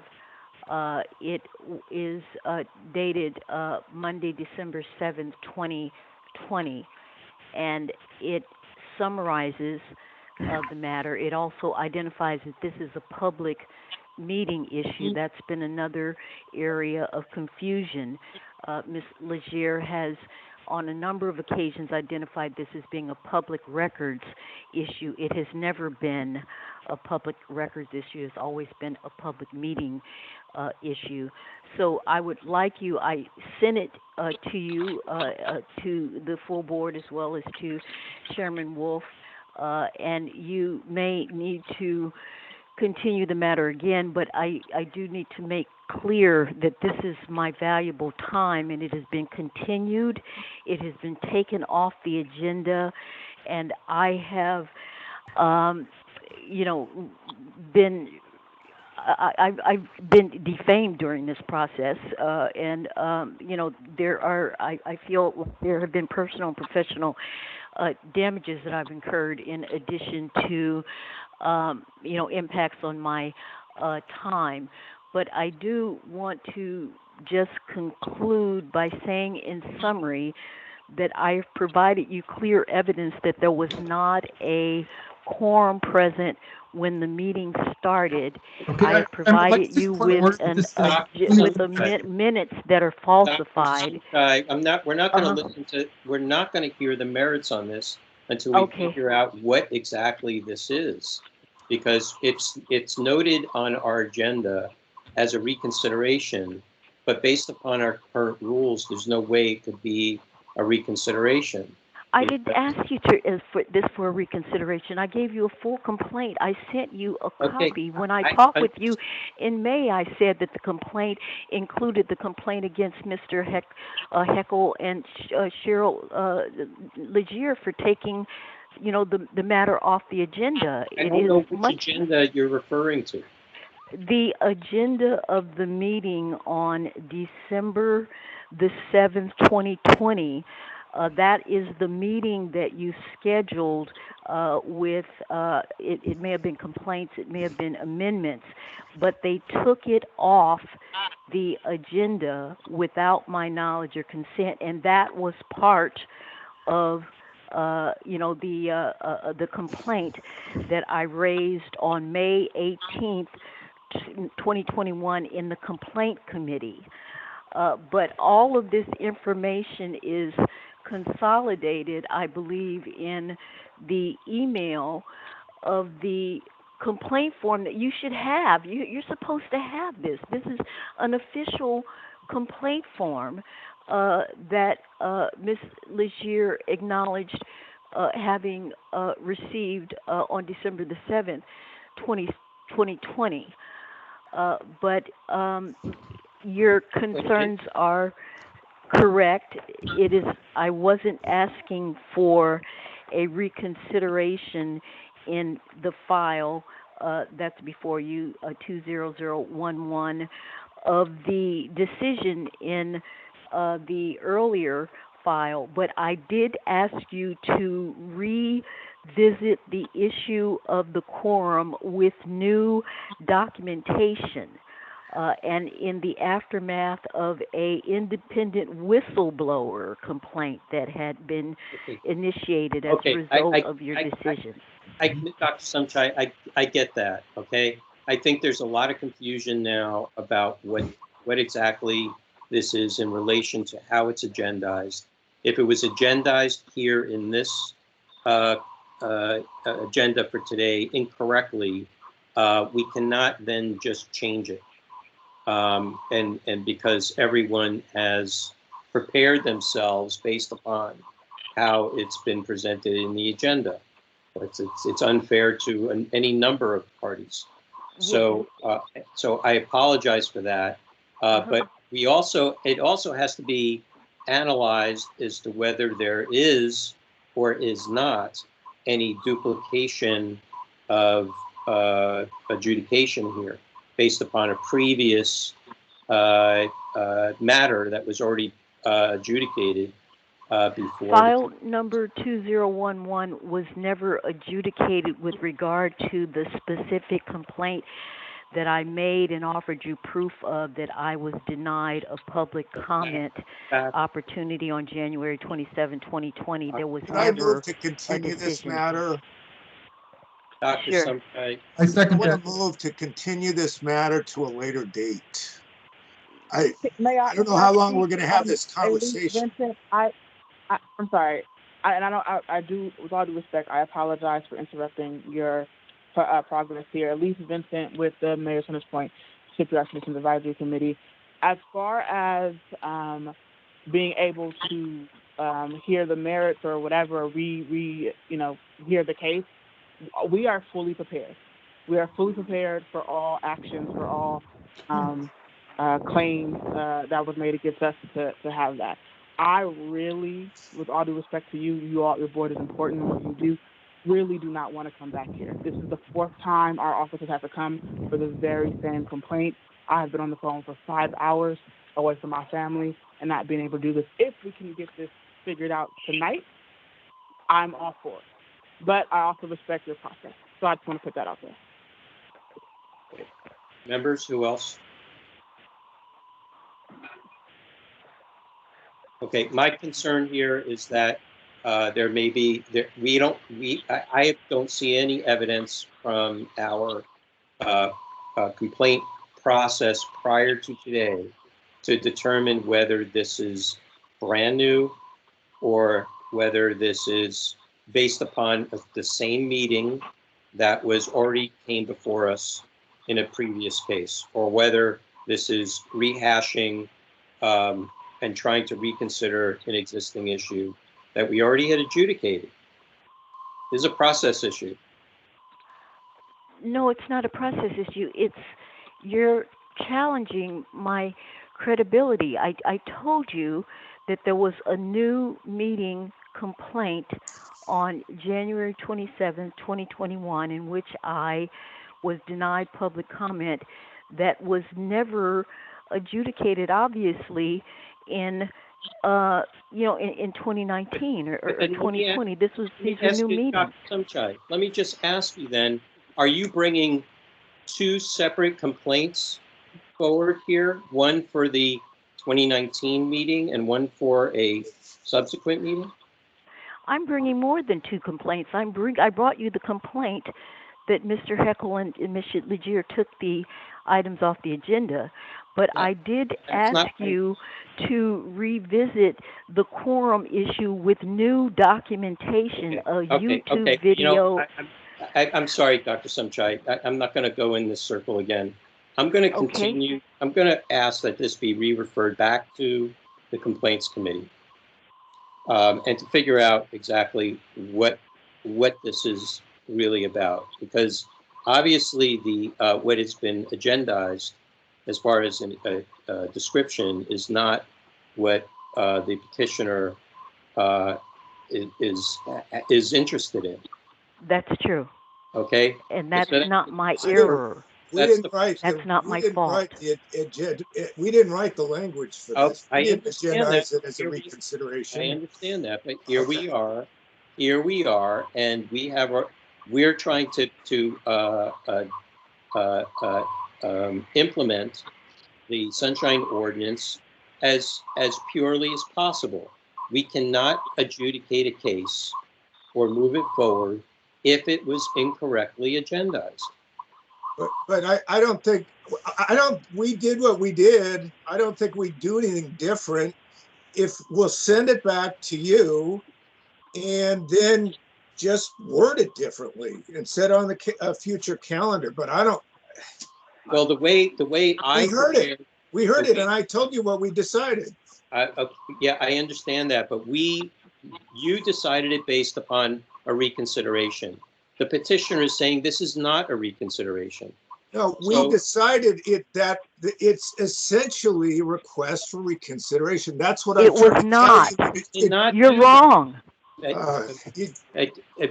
Member Schmidt, a committee cannot declare a case to be for reconsideration.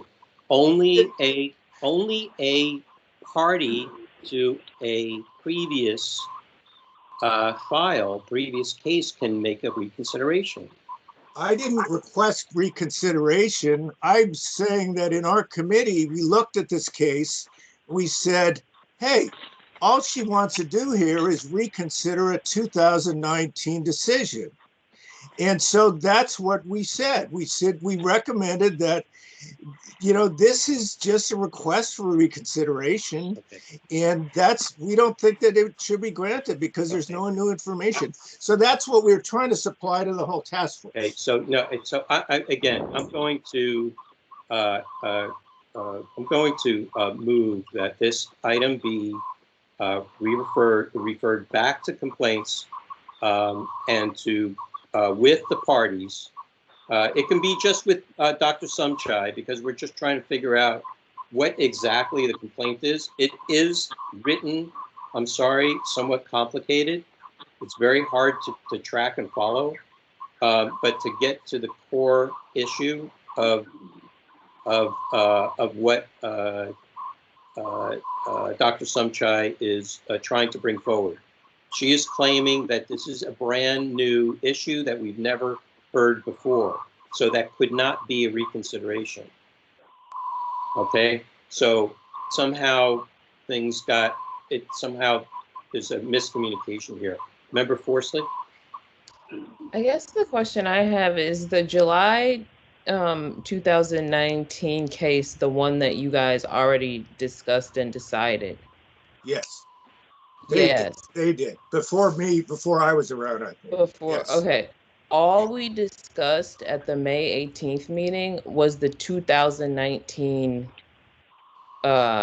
situation. This is the first time I'm hearing anything about a 2020 meeting at all. All we discussed was a Citizens Advisory Committee meeting from July 2019. So this discussion of any type of, I guess, 2020 meeting, this is all brand new. And I just want to put that out there. So whatever recommendation that is said that we made, it's only about a 2019 meeting. Okay. In Dr. Sumchai's complaint intake form, it talks about a November 24th, 2020 meeting. But that is that's a task force meeting. The complaint that she has, and it's in the file, is that she was denied due process by the task force itself. And so it's a process complaint against the task force. And I don't think the task force even has jurisdiction to hear something like that. No, a complaint against the task force. And right. So and we did talk about that at our complaint committee meeting, and we were thinking, and plus, if she had a new complaint form in December 2020, it wouldn't have been ripe by the time it came to the complaint committee in May. So that was something separate from anything that was way back in terms of, it wouldn't have been even part of what our process. Got it. Okay, so let's bifurcate this, okay? The issues around, first of all, we can't have one complaint, one file with two distinct independent complaints against independent bodies.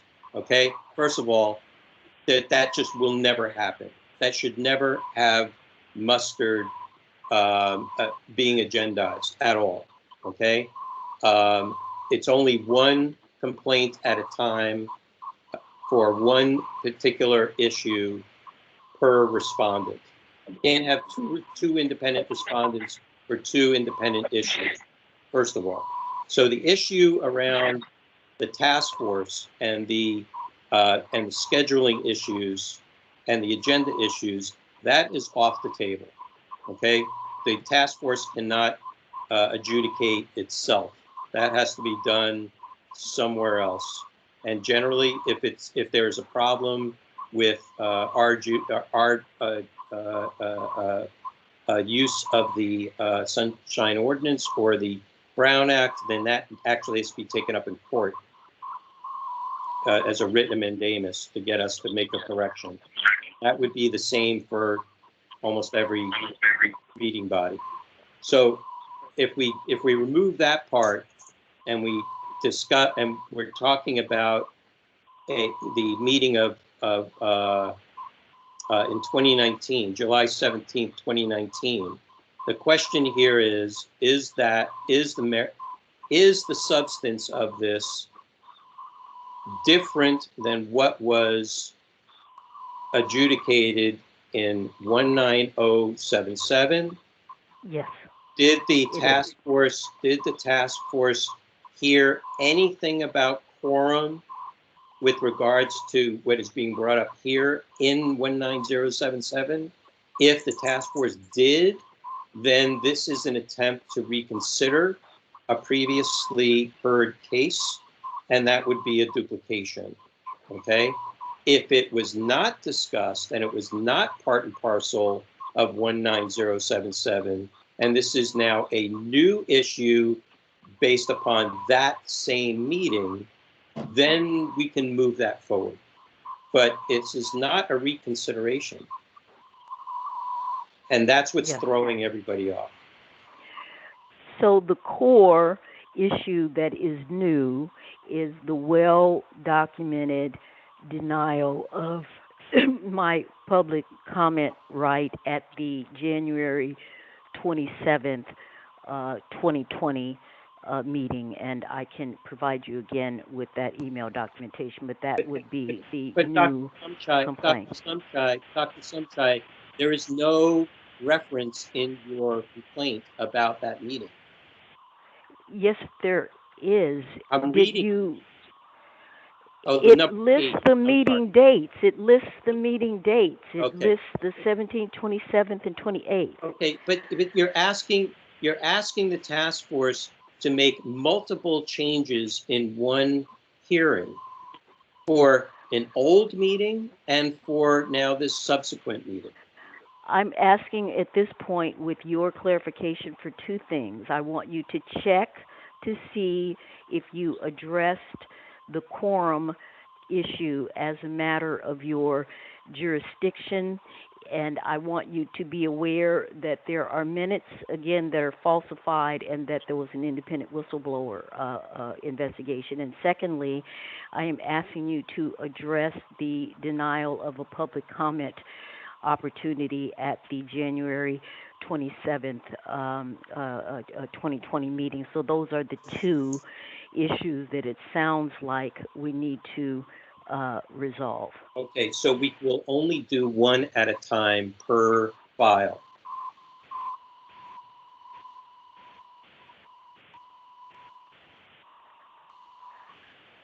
Why don't we just do the meeting on the 27th then, since that's just so straightforward. Again, there's email documentation. It just is a no-brainer. Okay, then if that's the case, then Vice Chair Yankee, go ahead. Yeah, I was going to say, at this point, we can't reconsider the 2019 because we're way beyond the period. So I think the best thing to do, since it doesn't sound like complaints heard anything about any meetings in 2020, would be to send this back to complaints specifically focused on that sole issue of a 2020 meeting, and then have complaints bring it back to us with a report afterwards. Okay. So I'm actually going to make that motion. I will move to continue this back to the Complaints Committee, specifically to address the 2020 meeting complaint from Dr. Sumchai, and to take out any reference to a 29 meeting, as that has, gone past our reconsideration period. And the task force. Yes, and also removing any complaint about the task force from it, because the task force cannot adjudicate complaints against itself. Okay, I'll second that. What's the date of the meeting? January what? 27th. 27, 2020. Yes. I mean, and she's claiming that she has enough evidence to be able to show what happened at that meeting. So you'll have enough discovery there to go on, enough facts to go on. Okay. Any other discussion on the motion to refer it back? Member Forsyth. I just want to say that this, like I said, the only thing discussed at the other meeting was the 2019 meeting. And I do want to say that for the representatives from the city that had to go through all of these steps, this was really unfair to them, because this 2020 meeting was never discussed at any point in time when we referred this to this full task force. Well, I have to ask the committee then, with regards to number 9 on page 458, why that wasn't addressed as being assuring that there was enough information to support that complaint. I'm sorry, what are you referring to? On page 458 of the record for this file, it says number 9, final quote, finally, John Balmes, MD, engaged in defamation of character during January 28th, 2020 follow-up hearing by publicly naming and denouncing my accusation that he was a paid consultant, so on and so on and so on. That is what she's referring to. How is that anything defamation? I don't think that's what Did we decide defamation here? No, that I don't think that's in your jurisdiction, but I did add that as part of the complaint. The meeting on the 27th, that is the meeting that occurred on Monday night. That is the meeting where I requested the public comment opportunity that was denied. So we can focus on that, and I think we could just move this forward. Dr. Sumchai, I need you then, I'm sorry, folks. I just need to run this through. Dr. Sumchai, can you please open, do you have the record for the agenda today open? Yes, but I don't have any attachments. It lights up, but I can't access any attachments. There is at the bottom where it says part 1 of 4. Do you see that? Part 1 of 4. That's a link. Right. It doesn't open when I tap it. It highlights, but it doesn't open. But I have all of these documents in front of me and more. You have the original intake form for your complaint. The one from our office, the Google form. Let's see. It lists items 1 through 9.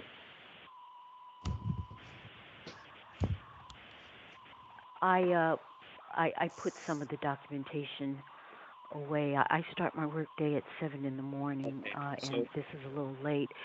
I think that it is wise what you have suggested. I think that we can take care of this very quickly if we simply address the complaint stemming from the January 27th, 2020 meeting around public comment. That's just. I'm sorry, Dr. Sumchai, but your intake form with your very extensive notes of the complaint does not include what you're describing as a for what you're describing here today for that meeting. Okay, I sent you a updated complaint form.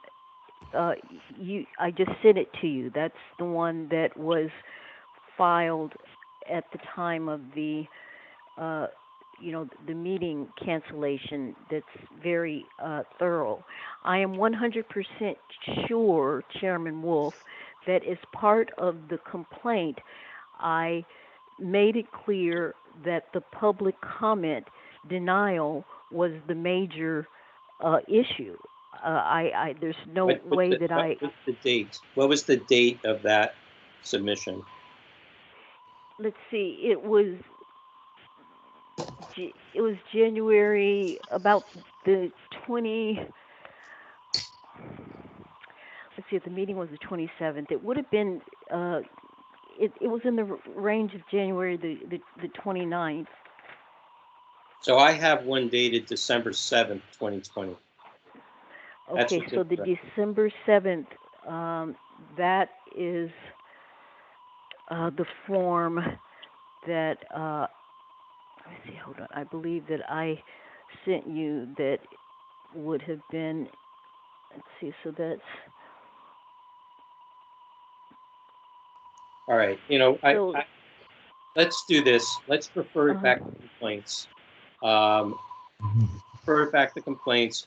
Let's have complaints work with Dr. Sumchai and with our administrator to make sure that the chronology of the all the correct documents are here in the file. Because I'm getting a sense that it may not be. Member Stein, do you have something you wanted to contribute? Yeah, I mean, I have to say, I feel bad because the complainant has obviously done a ton of work trying to present, a range of issues. But I feel like this is a case where the lack of order in the packet, the fact that like multiple things are being talked about at once, maybe because I'm partly new on the committee, I had a really hard time parsing what the core of this complaint was and what the evidence for it was, which is I think part of why I said bring it forward, because I just could not figure out, I couldn't definitively answer that it wasn't new. But I hope that if we go forward and try to streamline it and really come to what the core of it is, that we can have some conversation with Dr. Sumchai as we go, just to make sure that it's outlined in a way that we can fully understand what is the core of the complaint, what is the core of the evidence being presented, and that it is streamlined down to this one point, if that's the point she's mostly concerned about. And I don't even think that this packet included like what the last ruling was for us, for those of us who were not on this task force, to understand what had happened really in any previous case, what had been heard and not heard. It was hard to follow. Okay. Let's open it up for public comment. Let's get to a vote and still have one more item.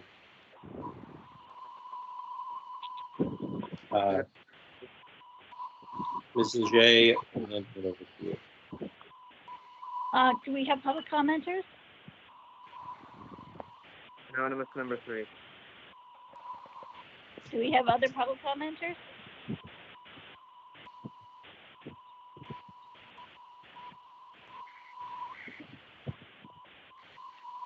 Okay, it sounds like we only have one public commenter.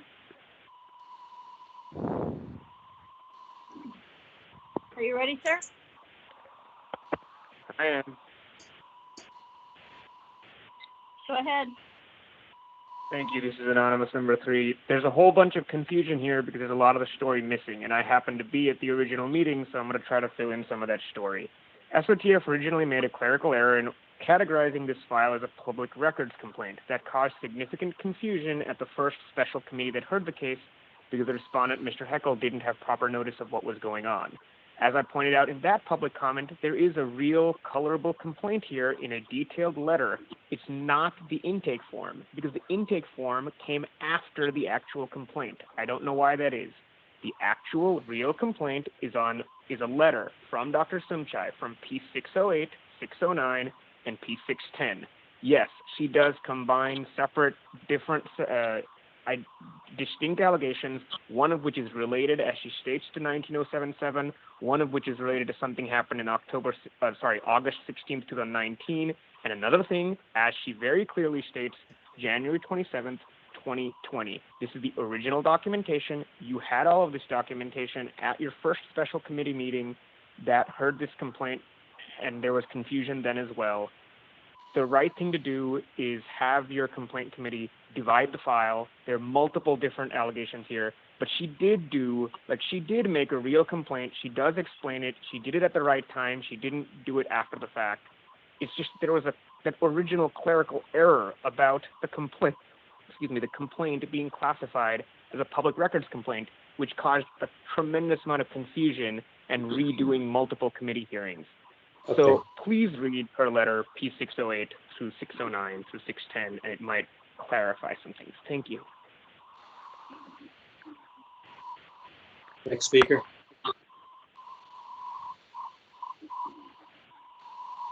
Any other public comment? Okay, closing public comment. Folks, I just want to make this very clear. Looking at the original agenda for the complaint. Hello, I wanted to make public comment, but I was muted. May I make public comment? Peter Warfield. Yes, go ahead. Hang on. I don't know why I was muted. You going to give me a timer? Yep, just a moment.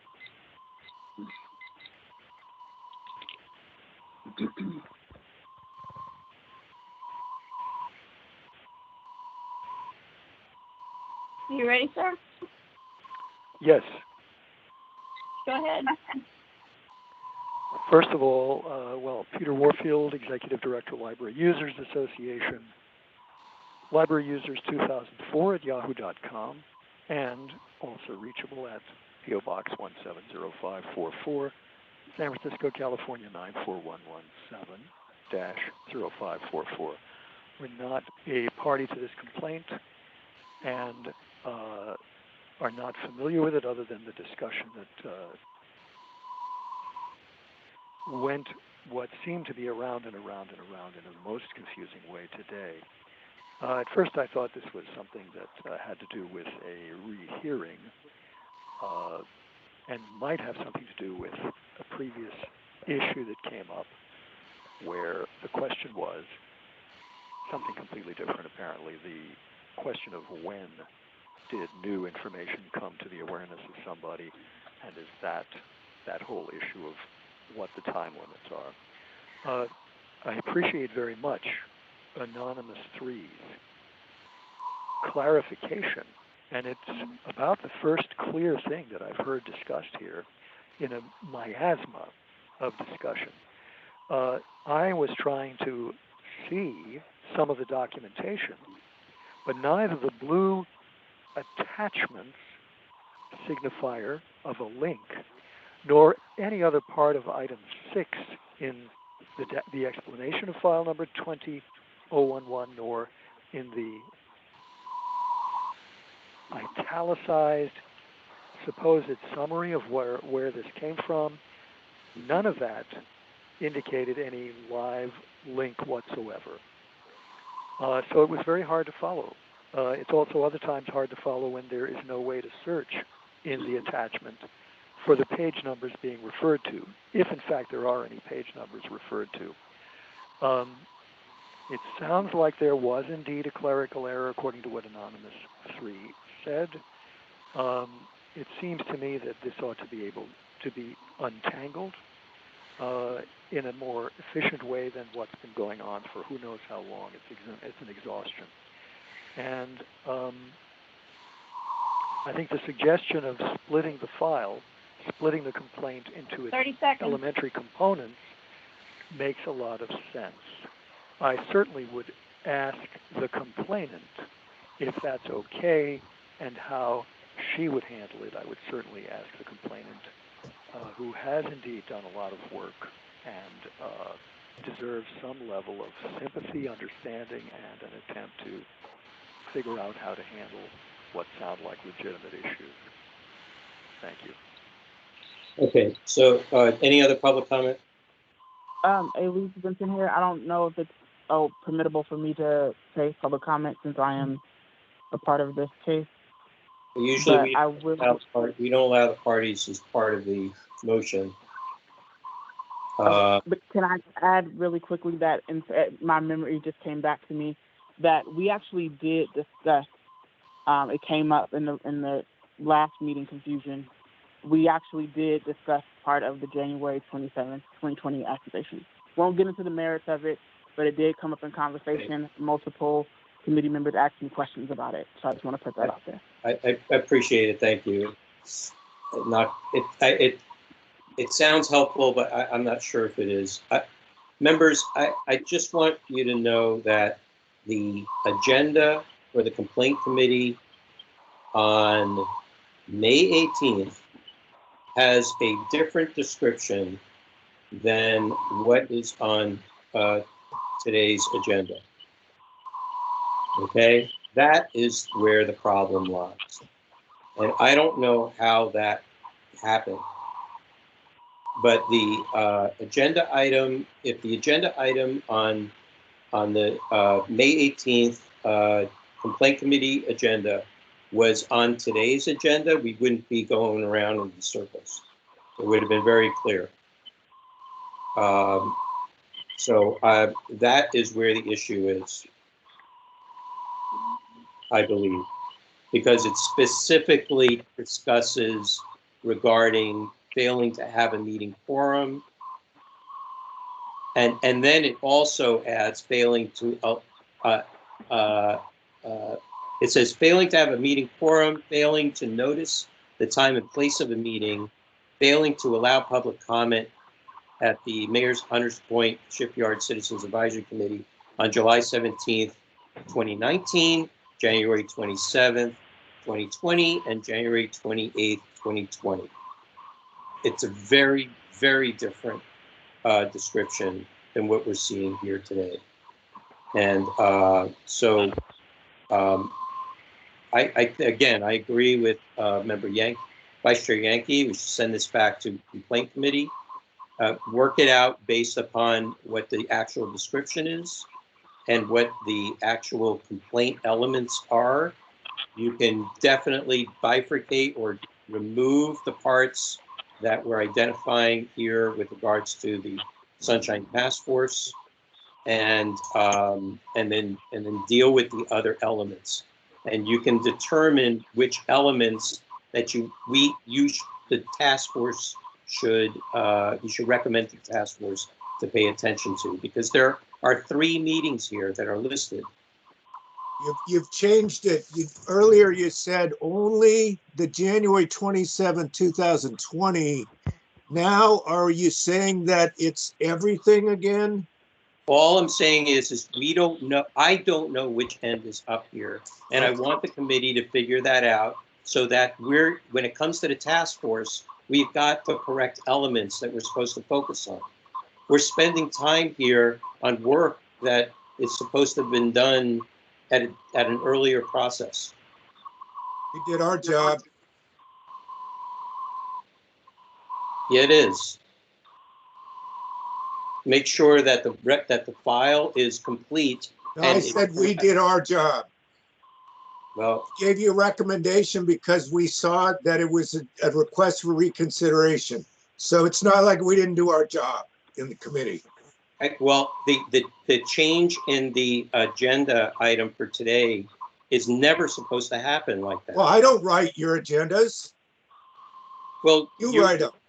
How did the term reconsideration come up? It's not part of the complaint that was brought forward. I didn't put it in your title.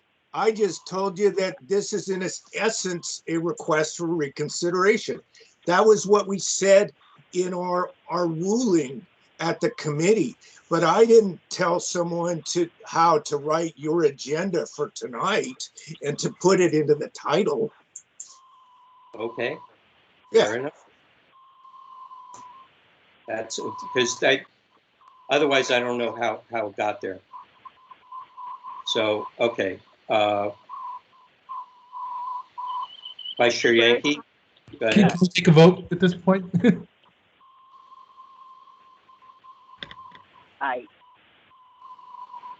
To the committee, this is Cheryl. Can you all hear me? Yes. I accept responsibility for putting the reconsideration on the agenda, and I apologize for the confusion. But I will put it on the next complaint committee hearing, which is in next to. No, take a vote. Till the vote to determine that. It may fail.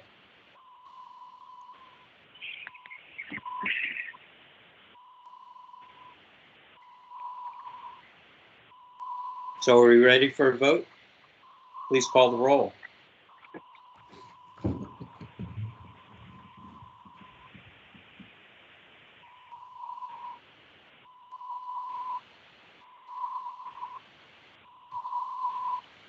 Member Yankee? Aye. Member Yankee, aye. Chair Wolf? Aye. Chair Wolf, aye. Member Padmanabhan? Padmanabhan? Member Padmanabhan, aye. Member Neighbors? Aye. Member Neighbors, aye. Member Stein? Aye. Member Stein, aye. Member Forsley? Aye. I'm sorry, what? Aye. Member Forsley, aye. Member Schmidt? Aye. Member Schmidt, aye. Member Wong? Aye. Member Wong, aye. Member LaHood?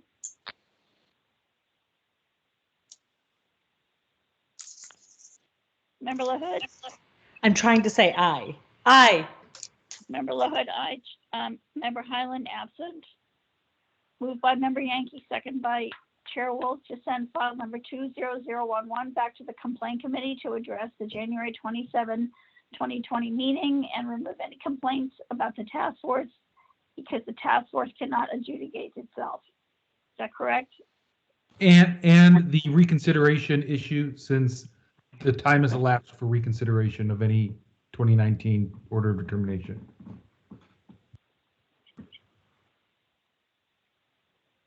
And I will attend that meeting and help out as best as I can try and work out these issues.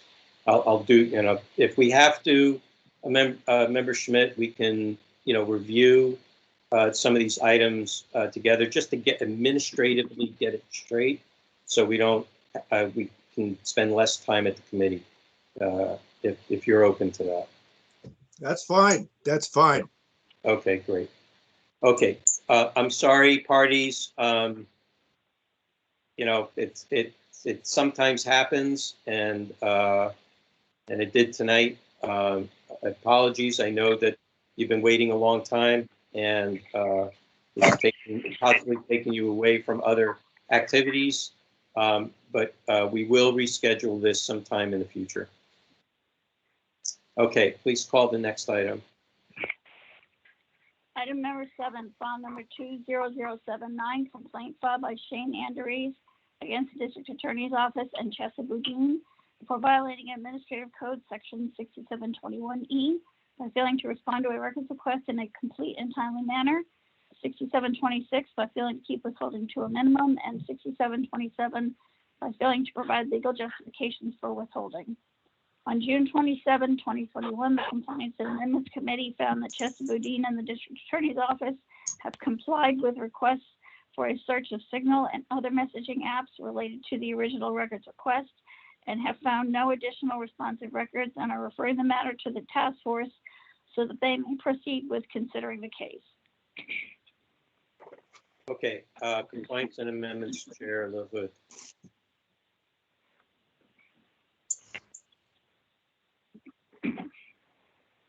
I'm trying to unmute.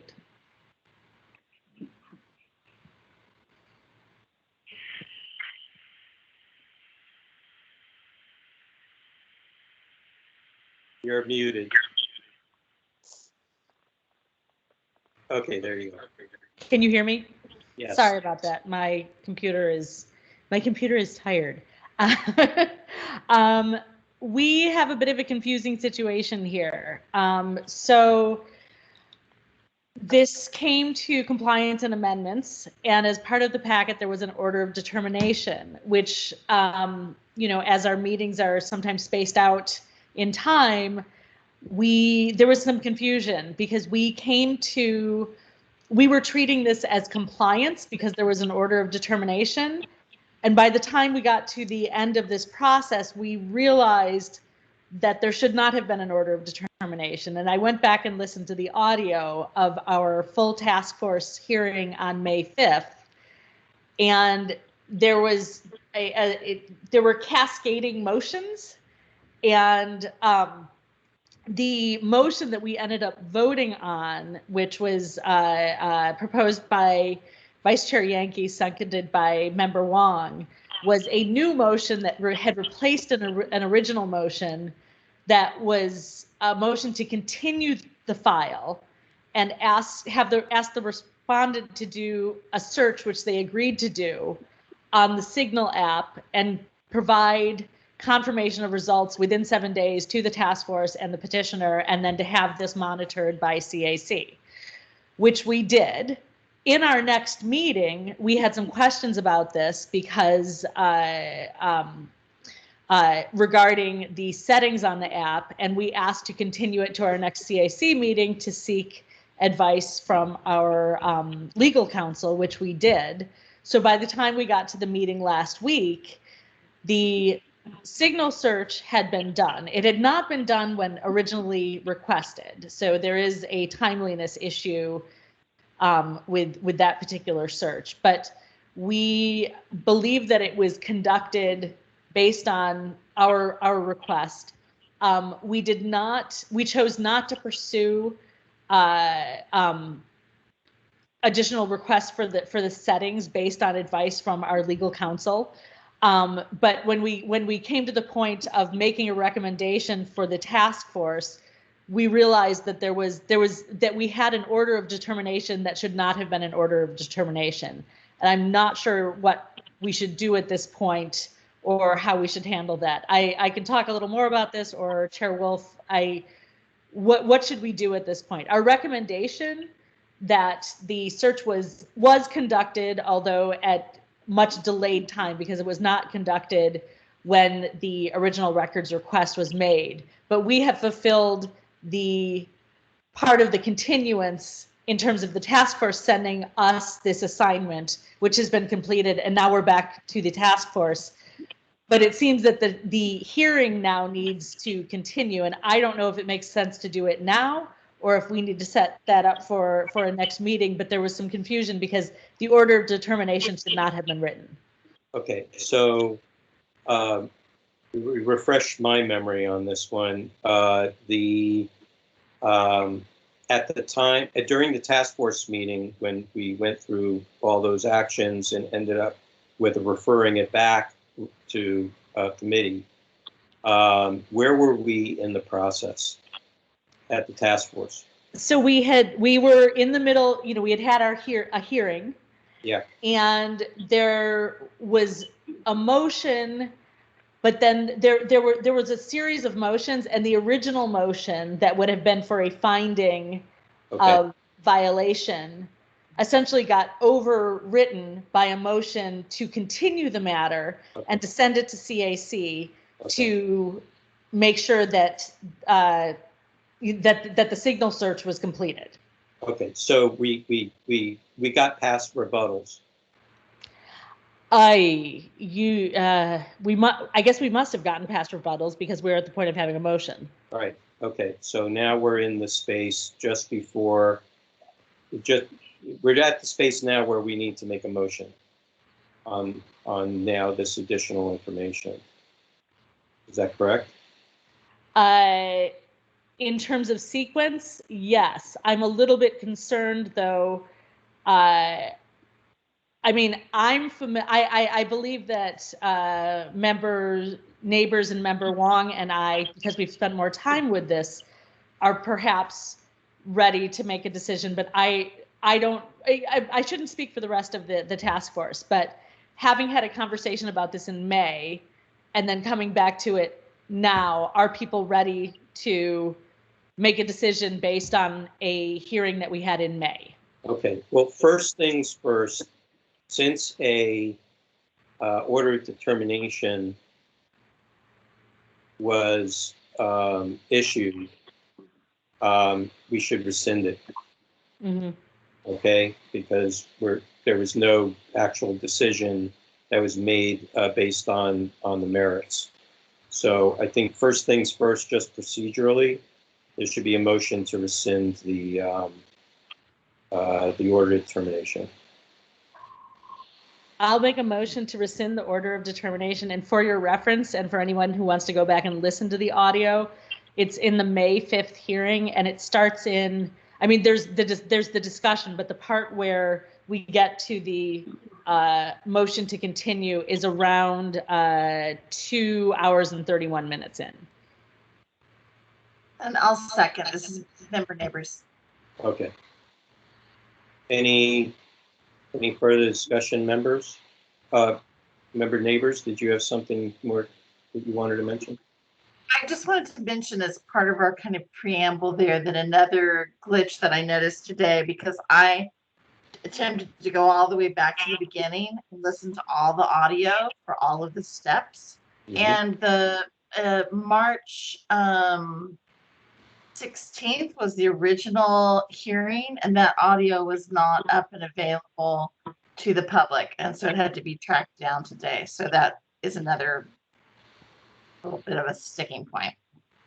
Yeah, we've been experiencing sometimes 3 weeks after submission to IT for some items being posted to the agenda, to our website.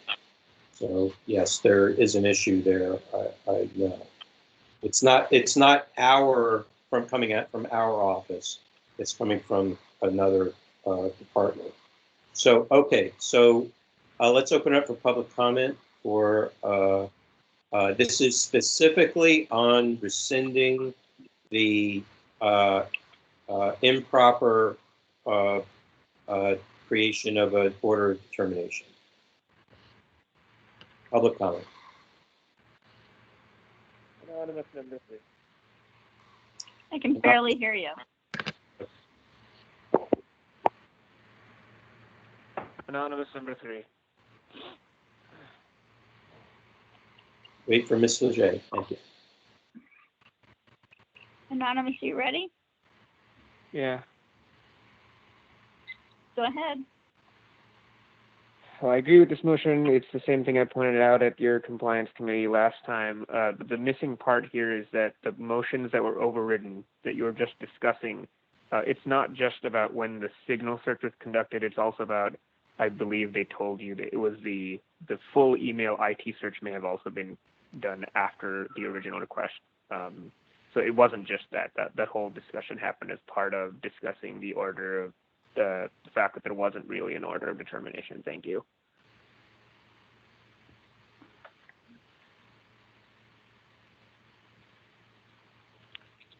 Do we have other public commenters?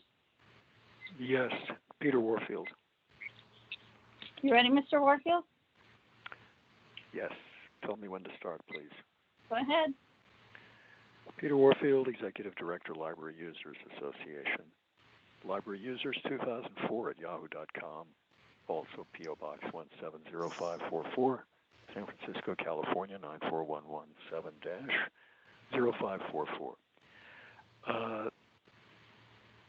We're not a party to this. We're not familiar with it other than discussions that we have heard.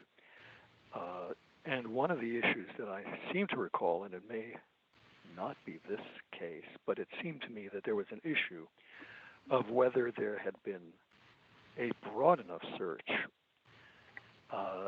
for these messages, and whether enough of a broad search had been carried out.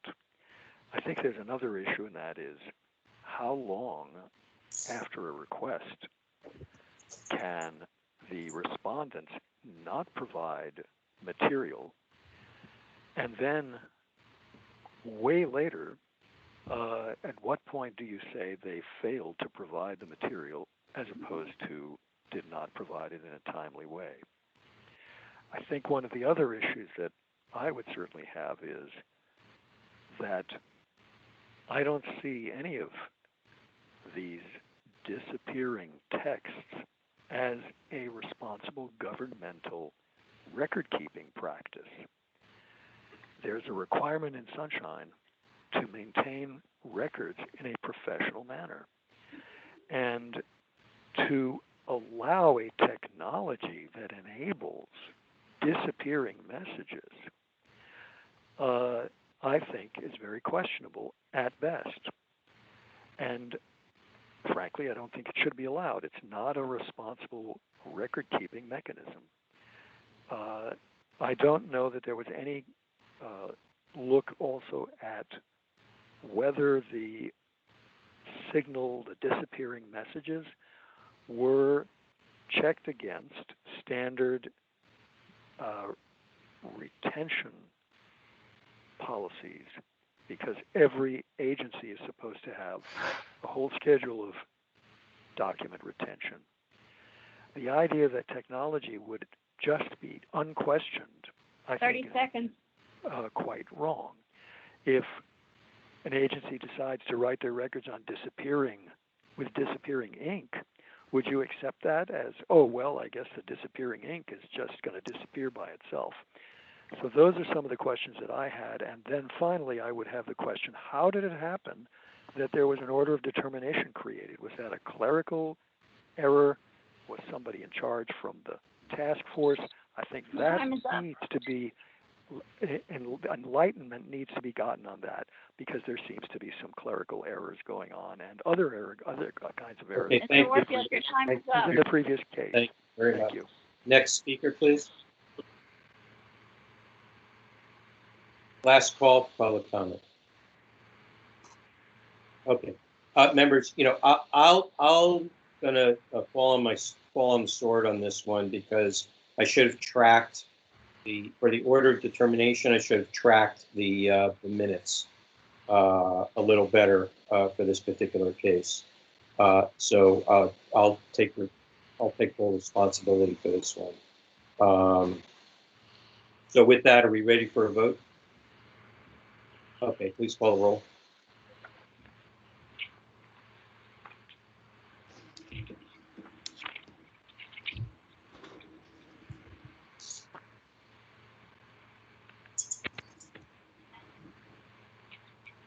Hold on a second, guys.